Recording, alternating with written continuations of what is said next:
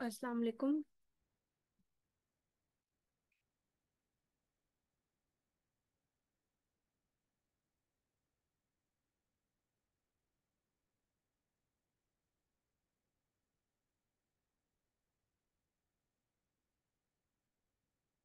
Doctor Tahira, आपने आज first time class join की है।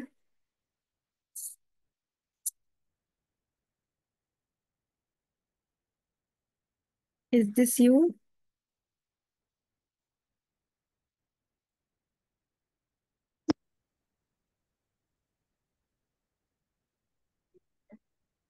काइंडली अनम्यूट करें। मैंने म्यूट कर दिया हुआ है माइक। आपकी आज पहली क्लास है हमारे साथ।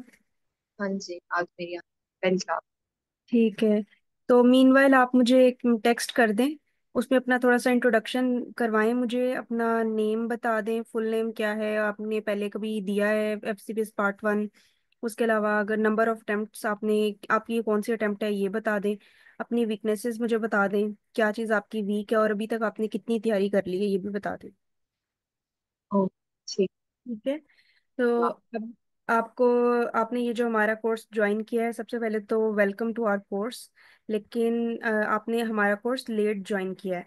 अभी सिंस जी। 1 मंथ हो चुका है हमें कोर्स को स्टार्ट किए हुए, और सिस्टम्स भी काफ़ी हमने कवर कर लिए हैं। हम्म, लेकिन आपको मैं पर्सनली गाइड कर दूंगी थोड़ा सा कि किस तरह से आपने हमारे साथ चलना है, किस तरह से आपने जो चीज़ें आपकी रह गई हैं, जो पीछे हैं, आप पहले तो मुझे पता चलेगा ना कि आपने क्या किया हुआ है अभी तक और आपका कितना रहता है। तो उस हिसाब से फिर आई विल गाइड यू, और मैं कोशिश करूंगी कि आपको अपने साथ लेके चलूं। उसके अलावा आपने हमारा फेसबुक ग्रुप में आपको ऐड कर दिया होगा, जिसके अंदर आपके पास लेक्चर्स होते हैं, जो रिकॉर्डेड लेक्चर्स होते हैं वो डेली वहाँ पे नेक्स्ट डे 3 PM तक अपलोड हो जाते हैं। अब उस लेक्चर वाले जो फेसबुक के ग्रुप है, आपने उसमें सबसे जो पहला लेक्चर होगा हमारे कोर्स का, दैट इज ओरिएंटेशन सेशन। उस ओरिएंटेशन सेशन को लाजमी सुन लेना है। ओरिएंटेशन सेशन वो इम्पोर्टेंट है। उसमें आपने देखना है कि हमारा कोर्स किस तरह से चलता है, हमारी स्ट्रेटेजी क्या है पढ़ने की, और किस चीज़ को किस तरीके से कितना फोकस किस चीज़ को किया हुआ है। ठीक है। मैंने इनके कुछ स्केड्यूल्स बनाए हुए हैं। एक तो हमने अपना ऑनलाइन क्लासेस का स्केड्यूल बनाया हुआ है, दूसरा हम डबल एमसीक्यूज करते हैं तो डबल एमसीक्यूज का भी स्केड्यूल बना हुआ है। उसके साथ ही एसके को भी अंदर ऐड किया हुआ है। तो आपको, आपके साथ मैं वो स्केड्यूल्स भी शेयर कर देती हूँ ग्रुप में आज दोबारा से। आप उन स्केड्यूल्स को भी देखें, उनको आपने फॉलो करना है। बाकी मैं कोशिश करती हूँ इंशाल्लाह आज क्लास के बाद आपसे मेरी कॉल पे एक दफ़ा बात हो जाए। ठीक है।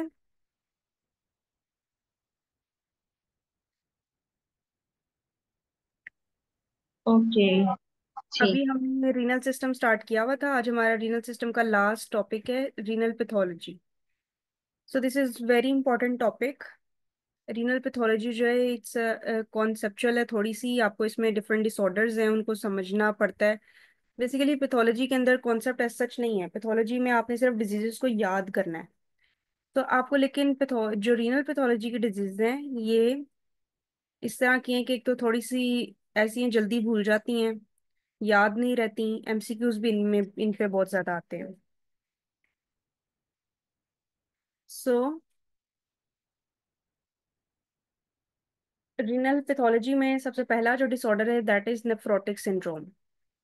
सो नेफ्रोटिक सिंड्रोम क्या है? आपको नेफ्रोटिक सिंड्रोम बहुत अच्छे से आना चाहिए। नेफ्रोटिक सिंड्रोम पे एमसीक्यूज भी आते हैं।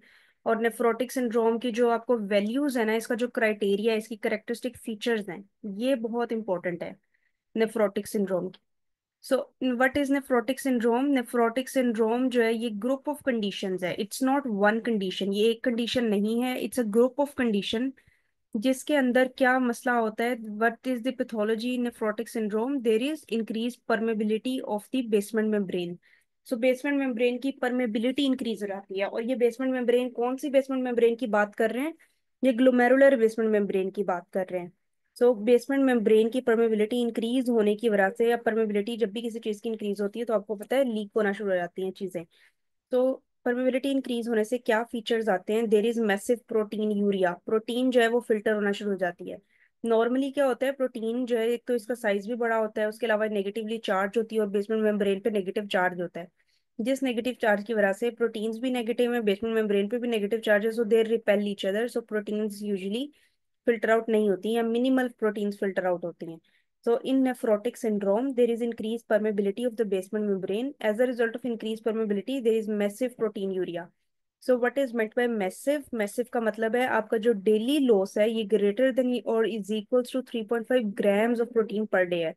So greater than or is equals to 3.5 grams of protein per day. This is important. ये आपको याद होना चाहिए कि what is nephrotic range proteinuria. So nephrotic range proteinuria is greater than or is equals to 3.5 grams of protein per day. अब इस जब ये प्रोटीन लीक आउट होती है इनटू दी यूरिन, यूरिन के अंदर जब प्रोटीन लीक आउट हो रही है, बॉडी से बाहर निकल रही है, सो देयर विल बी हाइपोएल्ब्यूमिनीमिया. जो सीरम एल्ब्यूमिन लेवल है ये फॉल कर जाएगा and it is less than 3 grams per 100 ml. ये 100 ml के हिसाब से दिया होता है. सो 3 gram per 100 ml से आपका एल्ब्यूमिन का लेवल जो है सीरम एल्ब्यूमिन ये कम हो जाएगा. So massive proteinuria, massive proteinuria का मतलब है daily protein loss is greater than is equal to 3.5 grams per day and hypoalbuminaemia हो जाएगा, that is albumin serum albumin level that is less than 3 grams per 100 ml. तो there will be generalized edema. Generalized edema क्यों हो रहा है? Generalised edema भी हाइपोएल्ब्यूमिनीमिया की वजह से होता है. आपको पता है कि लो सोल्यूट से हायर सोल्यूट कंसंट्रेशन की तरफ मूव करेंगी आप. इसमें आपके पास एक और बात भी पता है कि oncotic pressure is important and hydrostatic pressure is important. जब हाइड्रोस्टैटिक प्रेशर इंक्रीज हो जाता है, when there is increase capillary hydrostatic pressure, so there will be hydrostatic pressure increase होने की वजह से there will be leakage of fluid. Fluid जो होगा वो मूव कर जाएगा आउटसाइड. इसी तरह अगर ऑनकोटिक प्रेशर कम हो जाएगा, when there is decrease oncotic pressure, again fluid will move out.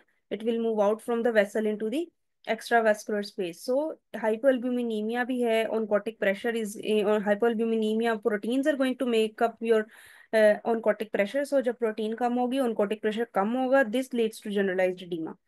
Then there is hyperlipidemia. This is an important MCQ. ये पूछा जाता है कि why there is hyperlipidemia and hypercholesterolemia. So the reason behind is it is caused by increased hepatic lipoprotein synthesis. So hepatic lipoprotein synthesis increase हो जाती है, liver में lipoprotein ज्यादा बनती है, that leads to hyperlipidemia and hypercholesterolemia.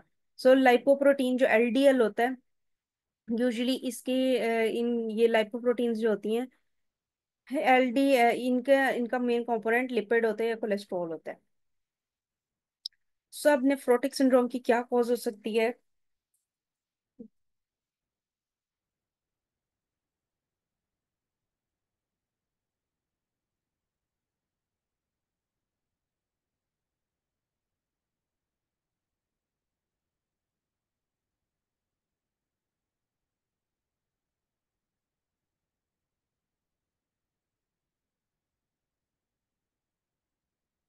Okay doctor Tahira, इंशाल्लाह मैं आपके साथ ना इस लेक्चर के बाद पर्सनली बात करती हूँ, क्योंकि मुझे लगता है कि कुछ चीज़ें हैं जो आप तक कन्वे होना ज़रूरी है. ठीक है, इंशाल्लाह मैं आपको कांटेक्ट करती हूँ इस क्लास के बाद. सो नेफ्रोटिक सिंड्रोम जो है, आपको पता होना चाहिए कि nephrotic syndrome it can be primary. Nephrotic syndrome में प्रॉब्लम कहाँ लाई करता है? Problem lies at the level of glomerulus. जो आपका रीनल कॉर्पसल है ना, रीनल कॉर्पसल के लेवल पे आपका जो है वो पैथोलॉजी लाई कर रही है. सो ग्लोमेरुलर डिजीज हो सकती है, it can be primary glomerular disease, basement membrane is of glomerulus, जिसमें प्रॉब्लम है nephrotic syndrome. So nephrotic syndrome can be primary, it can B secondary. अब प्राइमरी क्या होगा? प्राइमरी में आपके पास जो डिजीज है वो इटसेल्फ बेसमेंट मेम्ब्रेन की होगी, that is minimal change disease, membranous glomerulonephritis, focal segmental glomerulosclerosis. So minimal change disease, membranous and FSGS, ये इंपॉर्टेंट है, ये आपके प्राइमरी ग्लोमेरुल नेफ्रोटिक सिंड्रोम है. और उसके बाद सेकेंडरी जो होता है, सेकेंडरी में you got systemic diseases. So there are certain systemic diseases जिसके साथ नेफ्रोटिक सिंड्रोम हो सकता है, जैसे SLE, systemic lupus erythematosus, amyloidosis, diabetic nephropathy. So diabetic nephropathy के साथ, एसएलई के साथ, एमाइलोइडोसिस के साथ you get nephrotic syndrome. So what is minimal change disease? Minimal change disease जो है that is your prime cause of primary primary nephrotic syndrome. अब minimal change disease को, ये मोस्ट कॉमन नेफ्रोटिक सिंड्रोम है in children. So this is important, ये जो इन्होंने red में अंडरलाइन किए हुए ना, ये सारी चीजें इंपॉर्टेंट है, आपको पता होनी चाहिए. मिनिमल चेन डिजीज चिल्ड्रन के अंदर नेफ्रोटिक सिंड्रोम की मोस्ट कॉमन कॉज है.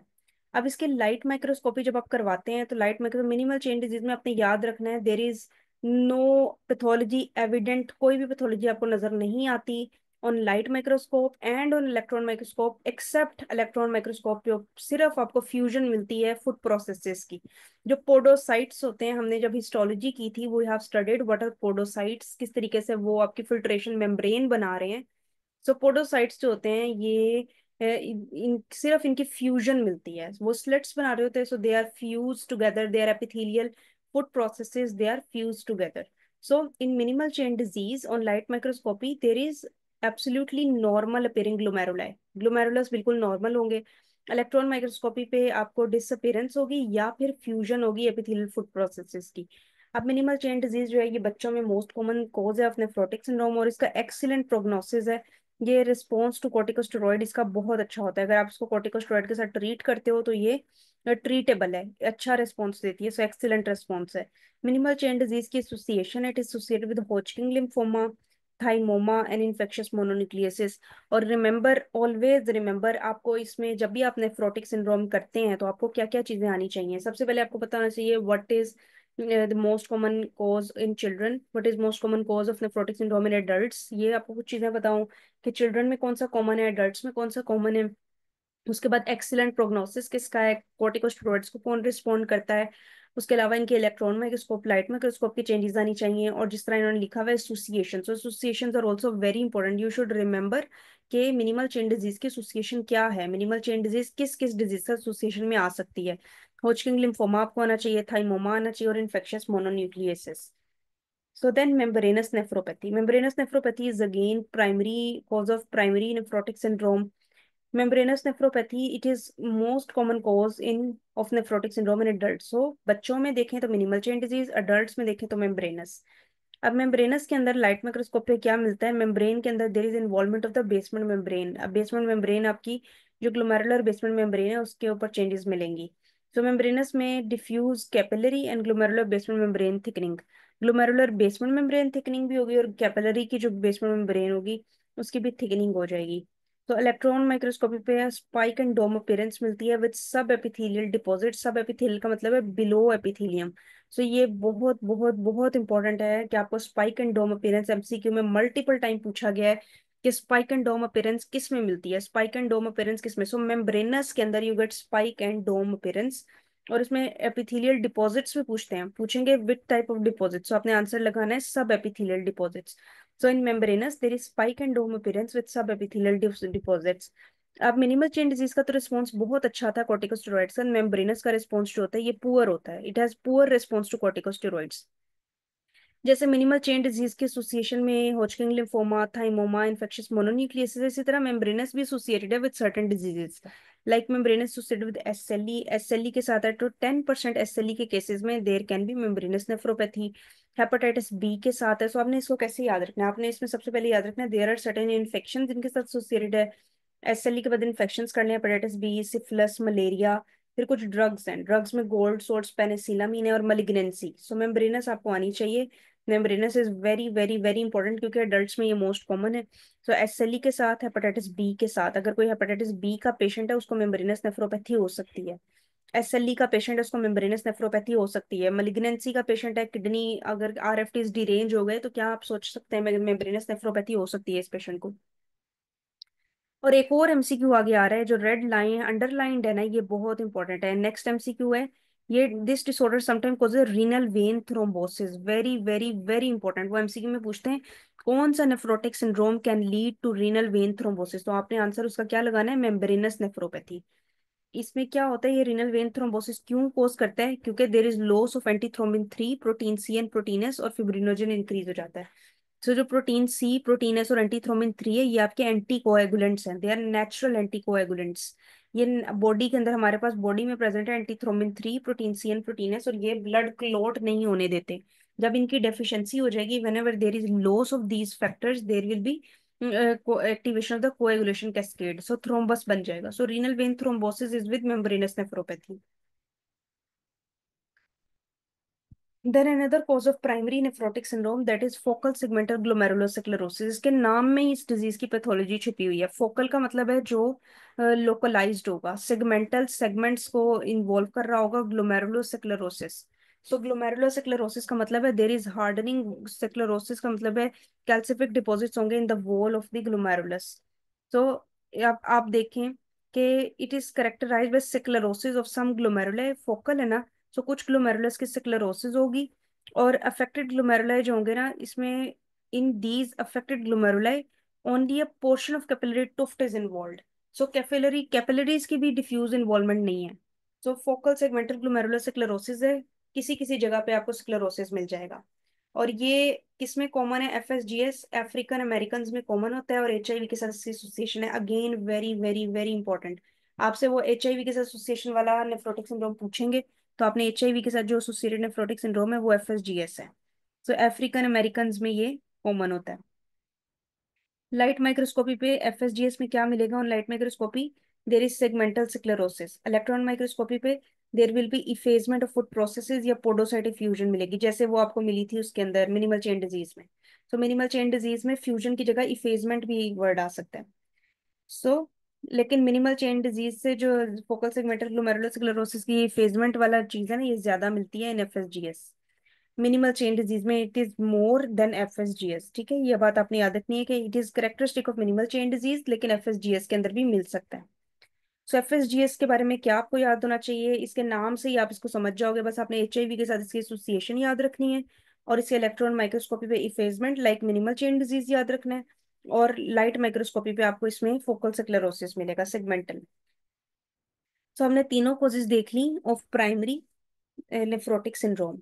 अब प्राइमरी नेफ्रोटिक सिंड्रोम के बाद आपके सेकेंडरी नेफ्रोटिक सिंड्रोम है, जिसमें सिस्टेमिक डिजीज है, जिसमें आपने डायबिटिक नेफ्रोपैथी, रीनल एमाइलोइडोसिस देखना है, और एसएलई देखना है। सो अब आप देखें सबसे पहले डायबिटिक नेफ्रोपैथी। डायबिटिक नेफ्रोपैथी के अंदर क्या होता है? आपकी जो मिजेंजियल मैट्रिक्स है ये इंक्रीज हो जाती है। तो मिजेंजियल मैट्रिक्स क्या है? ये आपका बेसिकली जो मिजेंजियम है ना, ये इंटरस्टिशियम समझ लें किडनी का। किडनी के जो स्ट्रक्चर्स के सपोर्टिंग सेल्स जहाँ पे लाई कर रहे होते हैं, दीज आर मिजेंजियल सेल्स, और ये मिजेंजियल मैट्रिक्स होता है। सो अगर डायबिटिक नेफ्रोपैथी में there is increase in mesangial matrix, mesangial matrix आपका इंक्रीज हो जाता है, जो मेन इसका पेरेंट काइमा होता है वो कम होना शुरू हो जाता है। सो दो पैटर्न्स होते हैं इसके, एक डिफ्यूज ग्लोमेरुलर स्क्लेरोसिस मिलता है in diabetic, and nodular glomerular sclerosis. So diffuse का मतलब है उसने इवनली इन्वॉल्व किया हुआ है सारी किडनी को, और नोड्यूलर का मतलब है in the form of nodules glomerular sclerosis मिलता है। सो अगर आपकी मेसेंजियल तो आपको डायबिटिक नेफ्रोपैथी में क्या चीज आनी चाहिए? डायबिटिक नेफ्रोपैथी में आपको एक चीज आनी चाहिए कि in diabetic nephropathy there is increase in mesangial matrix, mesangial matrix increase हो रही है। सो मेसेंजियल मैट्रिक्स अब अगर डिफ्यूज है तो इसका मतलब है डिफ्यूजली इंक्रीज होगी मेसेंजियल मैट्रिक्स। अगर नोड्यूलर है तो नोड्यूलर एक्यूमुलेशन होंगी मेसेंजियल मैट्रिक्स की, जिनको आप स्पेसिफिकली कहते हो काइमलस्टीन विल्सन नोड्यूल्स। सो ये एमसीक्यू में पूछते हैं कि ये नोड्यूल्स किसमें मिलते हैं, तो आपने इसका आंसर क्या लगाना है? Diabetic nephropathy. सो इलेक्ट्रॉन में जब माइक्रोस्कोपी आप करते हो डायबिटिक नेफ्रोपैथी की, तो आपको इसमें ग्लोमेरुलर बेसमेंट मेम्ब्रेन की थिकनिंग ज्यादा मिलती है। So there is increase thickness of the glomerulus basement membrane. यहाँ तक समझ आया?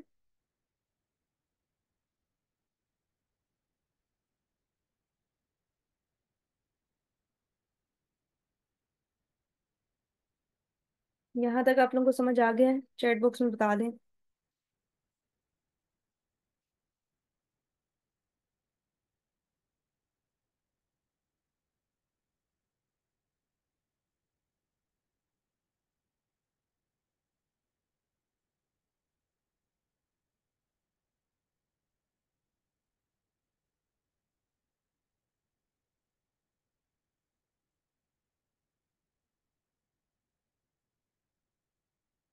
ठीक है, उसके बाद आपका है renal amyloidosis, that is again systemic cause of nephrotic syndrome. अब रीनल माइलोडोसिस में, माइलोडोसिस का क्या मतलब है? माइलोडोसिस इज अ डिजीज जिसमें क्या होता है, देर इज एक्यूमुलेशन, ये एक एक्यूमुलेशन डिसऑर्डर है जिसमें इनसोल्युबल फिब्रिलर प्रोटीन्स जो होती हैं, फिब्रिलर प्रोटीन्स बहुत इंपॉर्टेंट है वर्ड, इनसोल्युबल फिब्रिलर प्रोटीन्स ये एक्यूमुलेट हो जाती हैं। और ये क्या बनाती हैं? ये दो तरह की चीजें बनाती हैं, एक तो ये बीटा प्लेटेड शीट्स बना रही हैं। सो बीटा प्लेटेड शीट्स की फॉर्म में इनसोल्युबल फिब्रिलर प्रोटीन्स आपकी एक्यूमुलेट हो जाएंगी। अब एमाइलोडोसिस जो होता है इसकी दो टाइप्स होती हैं। एमाइलोडोसिस प्राइमरी एमाइलोडोसिस हो सकता है या सेकेंडरी एमाइलोडोसिस हो सकता है। अब प्राइमरी माइलोडोसिस जो है this is most common in developed world, और सेकेंडरी जो होता है डेवलप्ड कंट्रीज में लेस कॉमन है। प्राइमरी माइलोडोसिस जो होता है इसको अपने एएल से याद रखना है, इसमें लाइट चेन एसोसिएशन होती है, और एमाइलोइड एसोसिएटेड प्रोटीन जो होती है वो सेकेंडरी में होती है। सो अब प्राइमरी माइलोडोसिस जो है that is AL type, it is due to deposition of proteins from IgG light chains. So इसमें जो प्रोटीन जो होगी, जो इनसोल्युबल फिब्रिलर प्रोटीन होगी, वो आईजीजी लाइट चेन्स होंगी। और ये प्लाज्मा सेल डिसऑर्डर के साथ भी प्राइमरी हो सकता है, जैसे मल्टीपल माइलोमा है या वेल्डनस्टोम मैक्रोग्लोबिनीमिया है। अब हम वेल्डनस्टोम मैक्रोग्लोबिनीमिया को आगे डिटेल में देखेंगे कि व्हाट इज वेल्डनस्टोम मैक्रोग्लोबिनीमिया। इसी तरह से जो सेकेंडरी माइलोडोसिस है ये पेशेंट्स में हो सकती है। आपने इसकी प्राइमरी और सेकेंडरी की कोज आपको आनी चाहिए। अगर आपसे कोई भी पूछे ना प्राइमरी माइलोडोसिस किस में होगा, आपके जहन में फौरन आए मल्टीपल माइलोमा एंड वेल्डनस्टोन मैक्रोग्लोबिनीमिया। तो ये दो डिसऑर्डर फौरन से जहन में आने चाहिए प्राइमरी माइलोडोसिस के का नाम सुनते ही। सेकेंडरी माइलोडोसिस की बात करेंगे तो सेकेंडरी माइलोडोसिस के नाम सुन के आपके जहन में नियोप्लेजिया इन्फ्लेमेशन आनी चाहिए।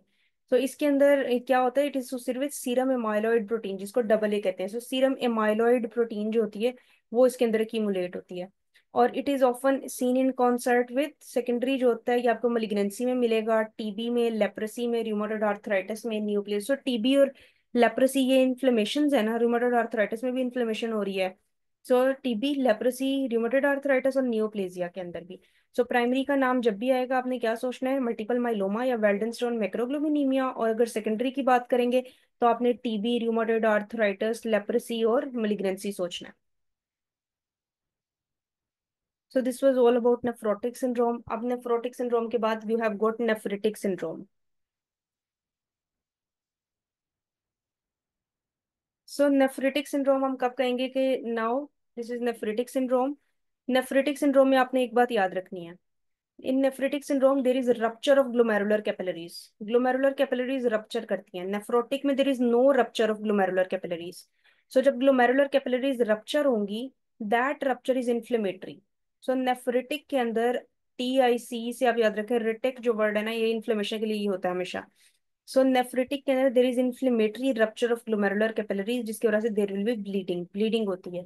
तो उन्होंने इसका एक निमोनिक दे दिया हुआ है एजोटीमिया। एजोटीमिया का क्या मतलब है, एजोटीमिया का मतलब है कि आपकी जो यूरिया और नाइट्रोजन लेवल्स हैं वो डिस्टर्ब हो जाते हैं। So haematuria, hypertension. So RFTs will be deranged, there will be haematuria, there will be hypertension, patient को हाइपरटेंशन डेवलप होगी, oliguria and proteinuria, but this proteinuria is less than 3 grams per day. So this is nephritic range. Nephrotic का मतलब है greater than is equal to 3.5 gram per day.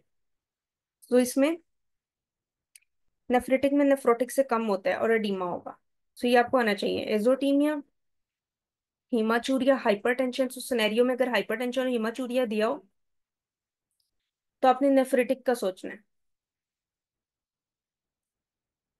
Nephritic syndrome की causes क्या हो सकती हैं, इसकी cause में एक्यूट पोस्ट स्ट्रेप्टोकोकल ग्लोमेरुलोनेफ्राइटिस है, rapidly progressive crescentic glomerulonephritis and IgA nephropathy, Alport syndrome. ये आपको नेफ्रिटिक की कॉजेज में, सो 4 नेफ्रिटिक की कॉजेज आपको आनी चाहिए। Post streptococcal glomerulonephritis, rapidly progressive that is also known as crescentic glomerulonephritis, IgA nephropathy that is also known as Berger's disease and Alport syndrome. इन पे, इन सारों पे एमसीक्यूज आए हुए हैं, किसी एक की भी जो इंपॉर्टेंस है ना आप उसको निग्लेक्ट नहीं कर सकते। आपने ये सारी डिजीज जो है ये याद करनी है। So nephrotic and nephritic syndrome, these are important. ये इंपॉर्टेंट सिंड्रोम्स हैं, इनको छोड़ा नहीं जा सकता कि अगर आप कहें कि हम इनको ओमिट कर दें, स्किप कर दें, इनको याद ना करें तो हमारे एमसीक्यूज हो जाएंगे। So acute post streptococcal glomerulonephritis one of the cause of nephritic syndrome. इसमें क्या होता है, ये मोस्ट कॉमन टाइप है पोस्ट इन्फेक्शियस ग्लोमेरुलोनेफ्राइटिस चिल्ड्रन में। सो अगर बच्चों के अंदर पोस्ट इन्फेक्शियस पूछी जाए मोस्ट कॉमन टाइप जो है ग्लोमेरुलोनेफ्राइटिस की, तो आपने एक्यूट पोस्ट स्ट्रेप्टोकोकल ग्लोमेरुलोनेफ्राइटिस लगाना है। ये पोस्ट इन्फेक्शियस होता है, इसका मतलब है इससे पहले इन्फेक्शन होगा, इन्फेक्शन के बाद ये होता है। ये 1 to 4 weeks after sore throat होता है। गला खराब होगा, गले खराब के 1 से 4 हफ्ते के बाद पेशेंट जो है वो उसकी आरएफटीज उसके डी रेंज होना शुरू हो जाएंगे, उसको हाइपरटेंशन डेवलप हो जाएगी, एजोटीमिया होगा, हीमाचूरिया होना शुरू हो जाएगा। सो अब ये स्पेसिफिकली कौन से ऑर्गेनिज्म के बाद होता है, it is after sore throat by group A beta haemolytic streptococci. That is streptococcal pyogenes. So group A beta haemolytic streptococci बहुत इंपॉर्टेंट है, अक्सर सिर्फ उन्होंने ऑप्शन में group A beta haemolytic streptococci दिया होता है। ग्रुप ए भी दे सकते हैं, ग्रुप बी भी दे सकते हैं, सो आपने आंसर क्या लगाना है, group A beta haemolytic streptococci, that is streptococcal पायोजीन्स। अब उसके बाद इसमें आपको ये भी इंपॉर्टेंट है, that is it is type 3 hyper sensitivity reaction. So acute post streptococcal glomerulonephritis is type 3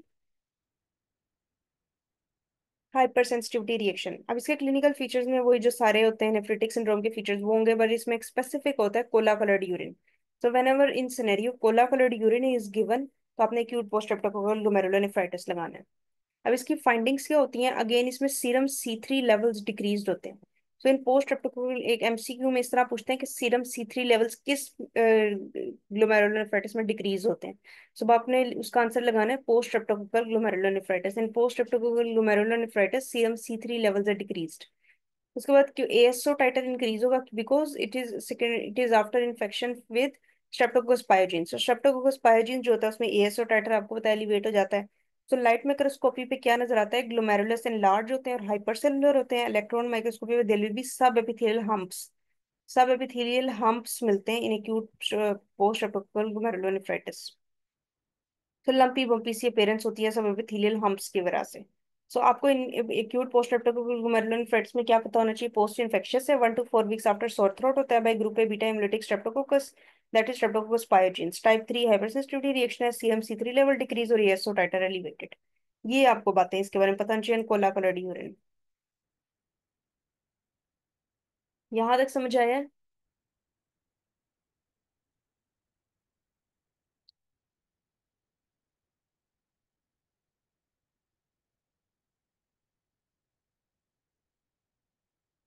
doctor Altaf आपको समझ आ रहा है?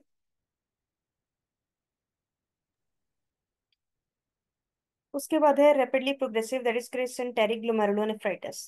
सो रैपिडली प्रोग्रेसिव का मतलब ही ये है कि ये रैपिडली प्रोग्रेस करेगा to renal failure, renal failure की तरफ चला जाता है। और रैपिडली प्रोग्रेसिव, रैपिड का क्या मतलब है, रैपिड का मतलब है कि वीक्स और मंथ्स में, विद इन वीक्स और months it can progress to renal failure.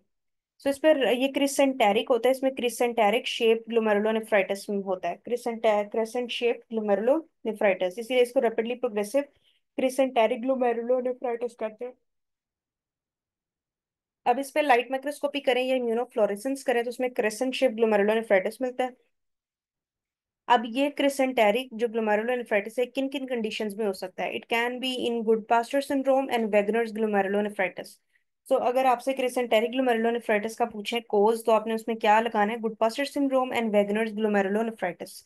तो Goodpasture syndrome is type 3 hypersensitivity reaction, और गुड पास्चर सिंड्रोम के अंदर भी ये एक ऑटो एंटीबॉडी मीडिएटेड डिजीज है। गुड पास्चर में ऑटो एंटीबॉडीज मिलती हैं against the glomerular basement membrane and alveolar basement membrane. So alveolar का मतलब क्या है, एल्व्यूलर का मतलब है लंग्स की इन्वॉल्वमेंट है और किडनी की इन्वॉल्वमेंट है। So in Goodpasture there is involvement of lungs and kidney. अब रीनल बायोप्सी पे इसमें आईजीजी डिपॉजिट्स मिलेंगे, क्रिसेंटेरिक डिपॉजिट्स होते हैं आईजीजी के।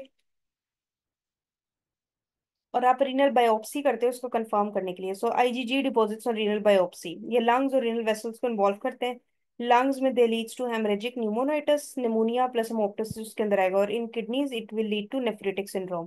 सो Goodpasture is type 3 hypersensitivity reaction, IgG deposits मिलते हैं ऑन रीनल बायोप्सी, और ग्लोमेरुलर बेसमेंट मेम्ब्रेन पे ऑटो एंटीबॉडीज होती हैं against glomerular basement membrane, alveolar basement membrane बनती हैं। सो वेगनर ग्लोमेरुलोनेफ्राइटिस, वेगनर जो होता है ये necrotizing, it is type of vasculitis, ये वेस्कुलाइटिस की टाइप है, मीडियम साइज्ड वेसल वेस्कुलाइटिस है। सो नेक्रोटाइजिंग होता है, अपर रेस्पिरेटरी ट्रैक्ट को इन्वॉल्व करता है वेगनर्स। उसके अलावा ये लंग्स को इन्वॉल्व करता है और रीनल वेसल्स को इन्वॉल्व करता है। तो जो क्रिसेंटेरिक है ना आपके, वो रीनल वेसल्स और लंग्स को इन्वॉल्व कर रहे हैं, सिर्फ फर्क ये गुड पास्चर रीनल वेसल और लंग्स को इन्वॉल्व करता है, लेकिन जो वेगनर्स है ये अपर रेस्पिरेटरी ट्रैक्ट को भी इन्वॉल्व करता है। इसमें आपको नोज की चेंजेस मिलेंगी, नेक्रोटाइजिंग इन्फेक्शन होगा, नोज जो है वो उसकी डिफॉर्मिटीज वगैरह दिए होंगे। तो साइनसाइटिस ओटाइटिस मीडिया होगा, इसके साथ haemorrhagic pneumonitis and nephritic syndrome. Then IgA nephropathy, IgA nephropathy ये मोस्ट कॉमन कोज है overall of nephritic syndrome. So nephritic syndrome की ओवरऑल जो मोस्ट कॉमन कोज है ना, दैट इज आईजीए नेफ्रोपैथी और बर्जेस डिजीज। और इसमें आईजीए की डेपोजिशन होना शुरू हो जाती है मेसेंजियम के अंदर। अब ये किस तरह से प्रेजेंट करती है, इसको आईजीएन नेफ्रोपैथी को और पोस्ट ऑपरेटिव ग्लोमेरुलोनेफ्राइटिस आपने इनको डिफरेंशिएट करना होता है। इसकी क्लिनिकल पिक्चर ना थोड़ी मिल सकती है आपस में मिलती हुई। ये भी इन्फेक्शन के बाद होता है। रिकरेंट एपिसोड्स ऑफ हीमाचूरिया इसमें होती हैं। और ये आफ्टर इन्फेक्शन, सो हीमाचूरिया की रिकरेंट एपिसोड्स होंगी आफ्टर अपर respiratory tract infection, GI infection. और इट ओकेजनली ये अपर रेस्पिरेटरी या जीआई इन्फेक्शन के कितने 1 to 2 days आफ्टर इन्फेक्शन होता है, जबकि post streptococcal 1 to 4 weeks after infection हो रहा है। सोर थ्रोट के 1 to 4 weeks के बाद पोस्ट स्ट्रेप्टोकोकल है। While in case of Berger's disease और IgA nephropathy there is recurrent episodes of haematuria. Haematuria का मतलब है there is nephritic syndrome. So recurrent episode nephritic syndrome के 1 to 2 weeks after infection, that is either upper respiratory tract और either GI infection. IgA nephropathy की association है with celiac disease, dermatitis herpetiformis, which is a dermatological manifestation of celiac disease. Then Hinoch-Choline purpura. So ये association आनी चाहिए आपको। IgA nephropathy की association Hinoch-Choline purpura के साथ है, और dermatitis herpetiformis और celiac disease के साथ है। लाइट माइक्रोस्कोपी पे इसमें मेसेंजियल एक्सपेंशन मिलती है, और ग्रेन्युलर इसमें mesangial IgA and lambda light chain deposition मिलेगी। सो ग्रेन्युलर इसमें डेपोजिशन होती है। इसको बर्जर्स डिजीज के साथ में कंफ्यूज नहीं करना, that is thromboangiitis obliterans. Then Alport syndrome X linked dominant disorder है। Most commonly it is X linked dominant disorder. इसमें glomerular basement membrane synthesis is defective due to abnormal collagen type 4। So type 4 collagen होता है in basement membrane. So glomerular basement membrane में type 4 collagen की जो synthesis है वो abnormal हो जाती है। अब इसकी निमोनिक उन्होंने बड़ा अच्छा बनाया हुआ है एल्पोर्ट सिंड्रोम का, can't see can't pee and can't hear a bee. Can't see का मतलब है आई प्रॉब्लम्स, रेटिनोपैथी और लेंस डिसलोकेशन। कांट पी का मतलब है there is glomerulonephritis, and can't hear a bee का मतलब है there is sensory neural deafness. So basket weave appearance आएगी ऑन एल्पर्ट सिंड्रोम। तो एल्पर्ट सिंड्रोम का अपने निमोनिक याद रखना, एक्स लिंक्ड डोमिनेंट डिसऑर्डर है। तो defective synthesis of collagen type 4 होता है in the basement membrane of glomerulus. Then nephritic nephrotic syndrome होता है। नेफ्रिटिक नेफ्रोटिक का मतलब है सीवियर नेफ्रिटिक सिंड्रोम था पेशेंट को, जिसमें profound glomerular basement membrane damage था हुआ हुआ था, जिसकी वजह से ये glomerular filtration charge barrier damage हो जाएगा। पहले नेफ्रिटिक था सिर्फ पेशेंट को, और ग्लोमेरुलर बेसमेंट मेम्ब्रेन डैमेज बहुत प्रोफाउंड है। जो चार्ज बैरियर है वो जैसे डिसरप्ट हुआ, सो नेफ्रोटिक रेन प्रोटीन यूरिया आना शुरू हो गया। सो नेफ्रिटिक था, नेफ्रिटिक में इतना सीवियर हुआ कि उसने चार्ज बैरियर जो नेगेटिव नेगेटिव चार्ज था बेसमेंट मेम्ब्रेन प्रोटीन्स पे, वो बैरियर डिसरप्ट हुआ, जिसकी वजह से लीकी हो गई मेम्ब्रेन, और नेफ्रोटिक रेन प्रोटीन यूरिया होना शुरू हो गया greater than 3.5 gram per day. और फीचर्स ऑफ नेफ्रोटिक सिंड्रोम भी आएंगे। सो नेफ्रिटिक नेफ्रोटिक, ऐसा nephritic that can change into nephrotic, this is nephritic nephrotic syndrome. इसमें क्या है, इसमें है मेम्ब्रेनो प्रोलिफरेटिव ग्लोमेरुलोनेफ्राइटिस, जिसको मेसेंजियो कैपिलरी ग्लोमेरुलोनेफ्राइटिस भी कहते हैं, that will leads to nephritic nephrotic syndrome. So ये टाइप 1 मेम्ब्रेनो प्रोलिफरेटिव होता है, और टाइप 2 मेम्ब्रेनो प्रोलिफरेटिव ग्लोमेरुलोनेफ्राइटिस है। जो टाइप 1 होगा इसके अंदर सब एंडोथेलियल इम्यून कॉम्प्लेक्सेस मिलेंगे, और जो टाइप 2 है इसको डेंस डिपॉजिट डिजीज भी कहते हैं। This is very very very important, अक्सर सिर्फ एमसीक्यू में दिया होता है what is dense deposit disease. तो आपको आना चाहिए कि ये क्या है। Dense deposit disease is, it is type of the membranoproliferative glomerulonephritis, and type 2 है membranoproliferative glomerulonephritis। अब जो टाइप 1 है दैट इज सब एंडोथेलियल इम्यून कॉम्प्लेक्स, इसकी कोज भी इम्यून कॉम्प्लेक्स नेफ्राइटिस होता है। अब इसमें क्लासिक और अल्टरनेट कंपोनेंट पाथवे दोनों एक्टिवेट होते हैं। इन टाइप 1 दोनों पाथवेज एक्टिवेट होंगे, जबकि टाइप 2 के अंदर सिर्फ एक्टिवेशन अल्टरनेट कॉम्प्लीमेंट पाथवे की है। C3 नेफ्रिटिक फैक्टर इसके अंदर मिलता है। ये एक ऑटो एंटीबॉडी भी है जो डिग्रेडेशन ऑफ C3 कन्वर्टेज को प्रिवेंट करती है, जिसकी वजह से there is sustained activation of C3 resulting in very low C3 levels. तो अल्टरनेट पाथवे एक्टिवेट हो जाता है, और C3 जो होती है आपके कॉम्प्लीमेंट सिस्टम का पार्ट है, C3 बहुत लो होती है इसके अंदर। तो अब ये भी एक MCQ है कि C3 किसमें लो होगी। अगर हम यहाँ पे देखें,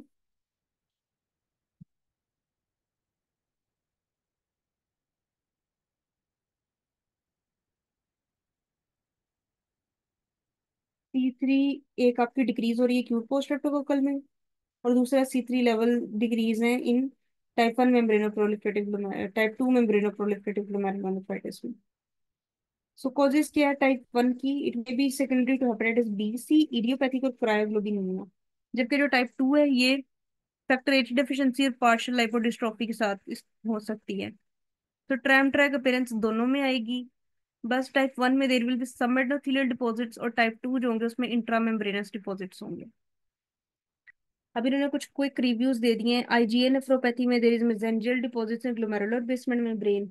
सो मेसेंजियल डिपॉजिट्स होंगे आईजीए के।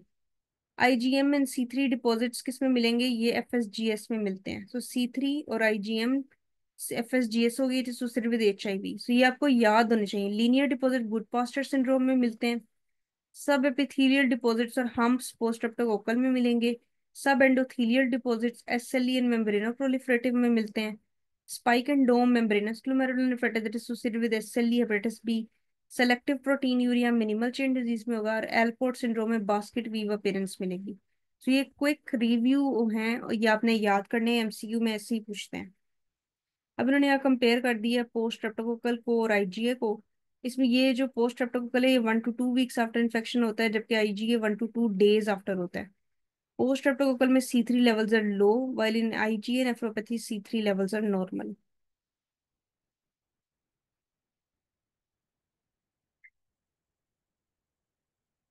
अब उसके बाद renal complications of SLE. SLE जो है ये किसकी कॉज है? नेफ्रोटिक सिंड्रोम कॉज करती है, and that is systemic cause of the nephrotic syndrome. WHO ने इसको क्लासिफाई कर दिया, क्लास 1 2 3 4 5 एंड 6 क्लासेस हैं एसएलई की रीनल क्लासिफिकेशन की। सो this is by WHO. WHO ने इसको क्लासिफाई कर दिया। क्लास 1 का मतलब है किडनी बिल्कुल नॉर्मल है।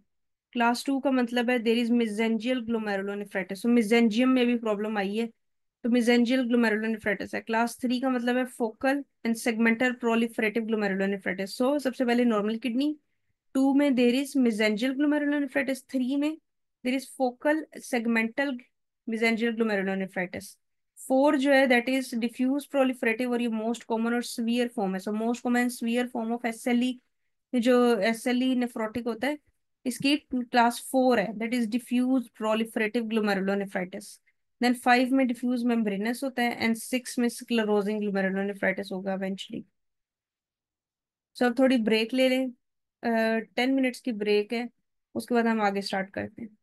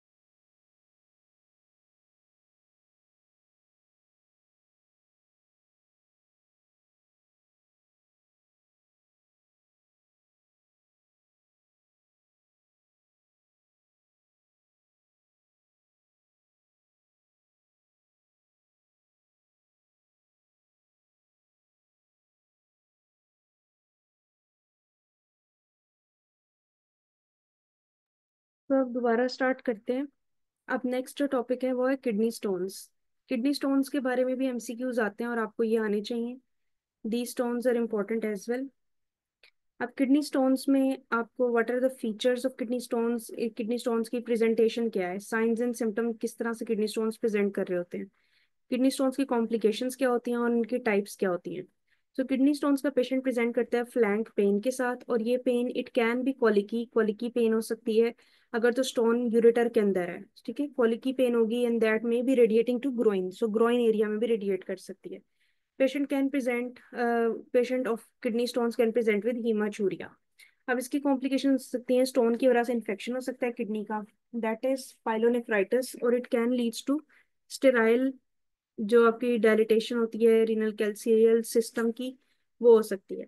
So in hydronephrosis there is no element of infection, infection नहीं होता हाइड्रोनेफ्रोसिस में, बस ऑब्स्ट्रक्शन होती है और जिसकी वजह से डायलिटेशन हो जाती है जो आपके जितने भी रीनल कैल्सियल सिस्टम है उसकी। So, what are the types of kidney stones? Kidney stones can be calcium stones. It can be aluminium, magnesium, phosphate, that is also known as true white stones or triple phosphate stones, and uric acid stones or cysteine stones. So, calcium stones जो होंगे, calcium stones में most common, they are most common stones, 80% जो stones हैं वो calcium stones होते हैं। अब इसमें भी कैल्शियम फॉस्फेट होते हैं या कैल्शियम ऑक्सलेट स्टोन्स होते हैं, और इसमें calcium oxalate type stones they are most important. Calcium oxalate ज्यादा कॉमन है as compare to calcium phosphate. अब what are the causes of calcium stones? Calcium stones जो होंगे ये ethylene glycol, that is also known as antifreeze injection. Antifreeze ये इसकी toxicity से हो सकते हैं, विटामिन सी एब्यूज से हो सकते हैं। Hyper calcaemia which may be caused by hyper parathyroidism और malignancy। सो हाइपरपैराथायरॉयडिज्म मेलिग्नेंसी के अंदर कैल्शियम स्टोन्स हो सकते हैं, सार्कोइडोसिस में कैल्शियम स्टोन्स बन सकते हैं, vitamin D intoxication and milk alkali syndrome, this can leads to calcium stones. अब इसमें आपको जो कैल्शियम ऑक्सलेट टाइप के स्टोन्स है ना, ये आपको याद होने चाहिए, these stones are also seen with ulcerative colitis. So inflammatory bowel disease में भी you got calcium oxalate type of stones. उसके बाद आते हैं ये इनकी शेप कैसी होती है, जो कैल्शियम ऑक्सलेट की होती है, दे आर एनवेलप शेप। अब यहाँ पे आप देख लें कैल्शियम ऑक्सलेट को, दे आर एनवेलप शेप, और इनके ये रेडियो ओपेक स्टोन्स होते हैं। So they are radio opaque. Radiolucent सिर्फ आपके पास दो हैं, एक आपके पास यूरिक एसिड और दूसरा सिस्टीन है। सो रेडियो ओपेक स्टोन्स जो होंगे ये व्हाइट कलर के अपीयर होते हैं। So radio opaque they are इन्वेलपशिप रेडियो ओपेक। इसमें आपने लो सोडियम डाइट देनी है, थायजाइड डायूरेटिक्स दे सकते हैं। थायजाइड डायूरेटिक्स जो होते हैं ना, ये पोटाशियम कैल्शियम को जो है एक्सक्रीट आउट कराते हैं from body. So they cause hypocalcaemia. So अगर कैल्शियम स्टोन्स होंगे so they will leads to hypocalcaemia.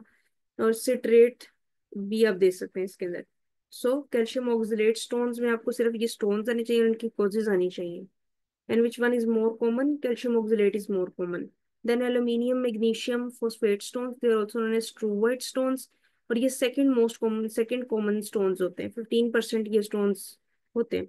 अब ये किस वजह से होते हैं? Struvite stone they are caused by infection. ये इन्फेक्शन के बाद होते हैं जो यूरियस पॉजिटिव इन्फेक्शन करते हैं ना bugs, that is Proteus, Staphylococcus, saprophyticus और क्लेब्सियला। इनके इन्फेक्शन के बाद जो होंगे ये स्टोन्स बनेंगे, that is triple phosphate stones. ये यूरिया को हाइड्रोलाइज करते हैं टू इमोनिया, और इमोनिया जो कि यूरिन को अल्कलाइनाइज करेगी। So whenever there is alkalinisation of urine, it will it will favour precipitation, और जिसमें आपके कौन से स्टोन बनेंगे? Triple phosphate stones. So staghorn stone भी इनको कहते हैं ड्यू टू देयर शेप। अब ये कॉफिन लिड अपीयरेंस के होते हैं। जो स्टूवर्ट स्टोन्स होते हैं देखिए, coffin lid. So coffin lid appearances of Stewart stones. Envelope is of calcium oxalate and coffin lid is of Stewart stones.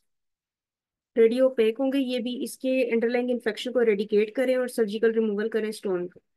Then uric acid ये रेडियो ल्यूसेंट स्टोन्स होते हैं, they are caused in associated with hyperuricaemia, जैसे gout में बन सकते हैं, leukaemias में। So uric acid stones can be seen in leukaemias और गाउट। तो आपसे ये यूरिक एसिड स्टोन का सवाल करें, ल्यूकीमिक पेशेंट दिया हो तो अपने यूरिक एसिड स्टोन लगाने अगर पूछा जाए। 5% होते हैं ये ओवरऑल रोम्बॉइड और रोसेट्स होते हैं। सो यूरिक एसिड स्टोन आप यहाँ पे देख लें, ये यूरिक एसिड स्टोन है, सो दे आर रोम्बॉइड्स और रोसेट्स।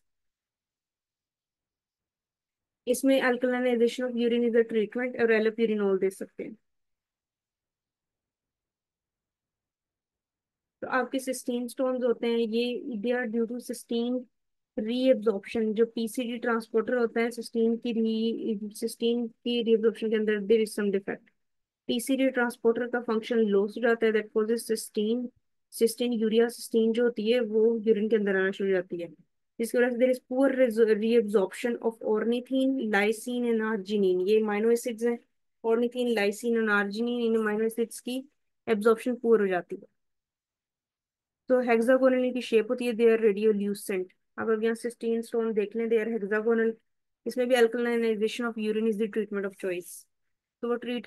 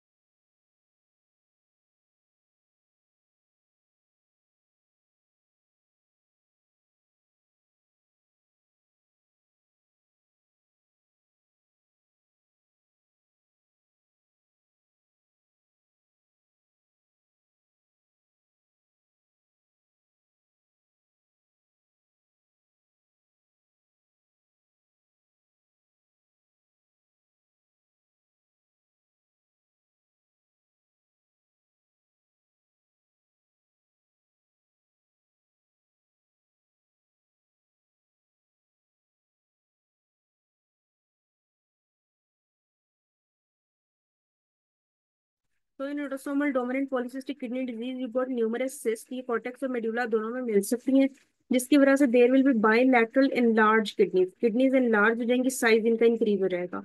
अल्टीमेटली ये किडनी के पेरेंट कायमा को डिस्ट्रॉय कर देती हैं। There will be signs and symptoms of आपकी जो किडनी डिजीज के साइन सिम्टम्स आना शुरू हो जाएंगे। तो it is autosomal dominant inheritance, इसका पैटर्न ऑटोसोमल डोमिनेंट है।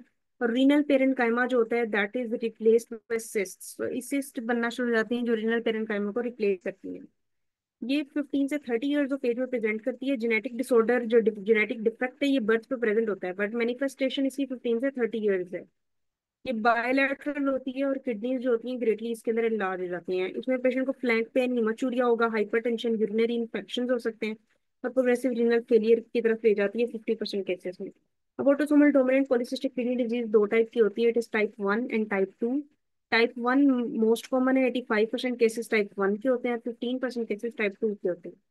टाइप 1 में जो म्यूटेशन होगी वो polycystic kidney disease, polycystic kidney जो पॉलीसिस्टिन होता है ना, ये किडनी डिजीज 1 जो होता है विच इन कोड फॉर पॉलीसिस्टिन 1। सो पीकेडी 1 में म्यूटेशन होती है, पॉलीसिस्टिन 1 के लिए कोड करता है, क्रोमोसोम नंबर 16 इज इन्वॉल्व।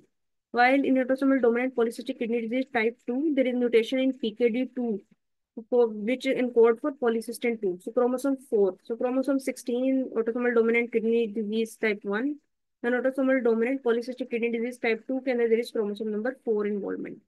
अब अल्ट्रासाउंड इसका डायग्नोस्टिक क्राइटेरिया होता है, there is ultrasound diagnostic criteria. अब ये उन पेशेंट्स में होता है जो पॉजिटिव फैमिली हिस्ट्री के साथ प्रेजेंट करें। अगर तो दो सिस्ट आपको यूनिलैटरल मिल रही हैं और बायलैटरल, अगर एज 30 ईयर्स से कम है तो पेशेंट की आपने एज देखनी है, 15 से 30 ईयर्स पे प्रेजेंट करता है। अगर 30 ईयर्स से कम एज है और दो सिस्ट यूनिलैटरल मिल जाए या बायलैटरल मिल जाए और 30 से एज कम हो तो आपने डायग्नोस करना है। अगर दोनों किडनीज में दो सिस्ट मिल रही हैं 30 से 59 ईयर्स ऑफ एज में, सो 30 से एज बढ़ जाएगी तो फिर आपको दोनों किडनी में सिस्ट मिलना जरूरी है। वैसे 30 से नीचे सिर्फ एक में भी अगर दो सिस्ट मिल जाए यूनिलैटरली या बायलैटरली तो आपने डायग्नोसिस बनाना है। और अगर आपको 30 से 59 ईयर्स ऑफ एज है तो दो सिस्ट मिल जाए बायलैटरली। अगर ग्रेटर देन 60 ईयर्स एज है तो four cyst in both kidneys. तो 30 से कम में दो सिस्ट यूनिलैटरल या बायलैटरल। 30 से 59 तक दो सिस्ट जो है वो।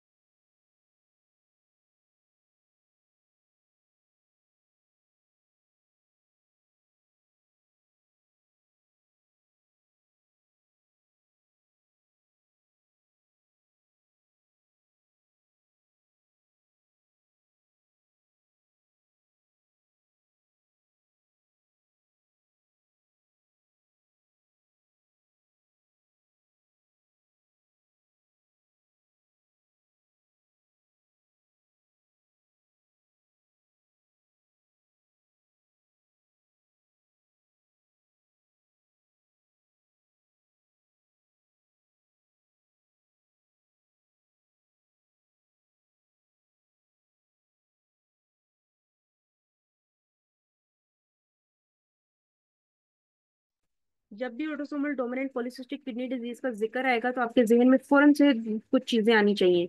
एक्स्ट्रा रीनल मैनिफेस्टेशंस आनी चाहिए। एक्स्ट्रा रीनल मैनिफेस्टेशन में लिवर सिस्ट बन सकती है 70% में।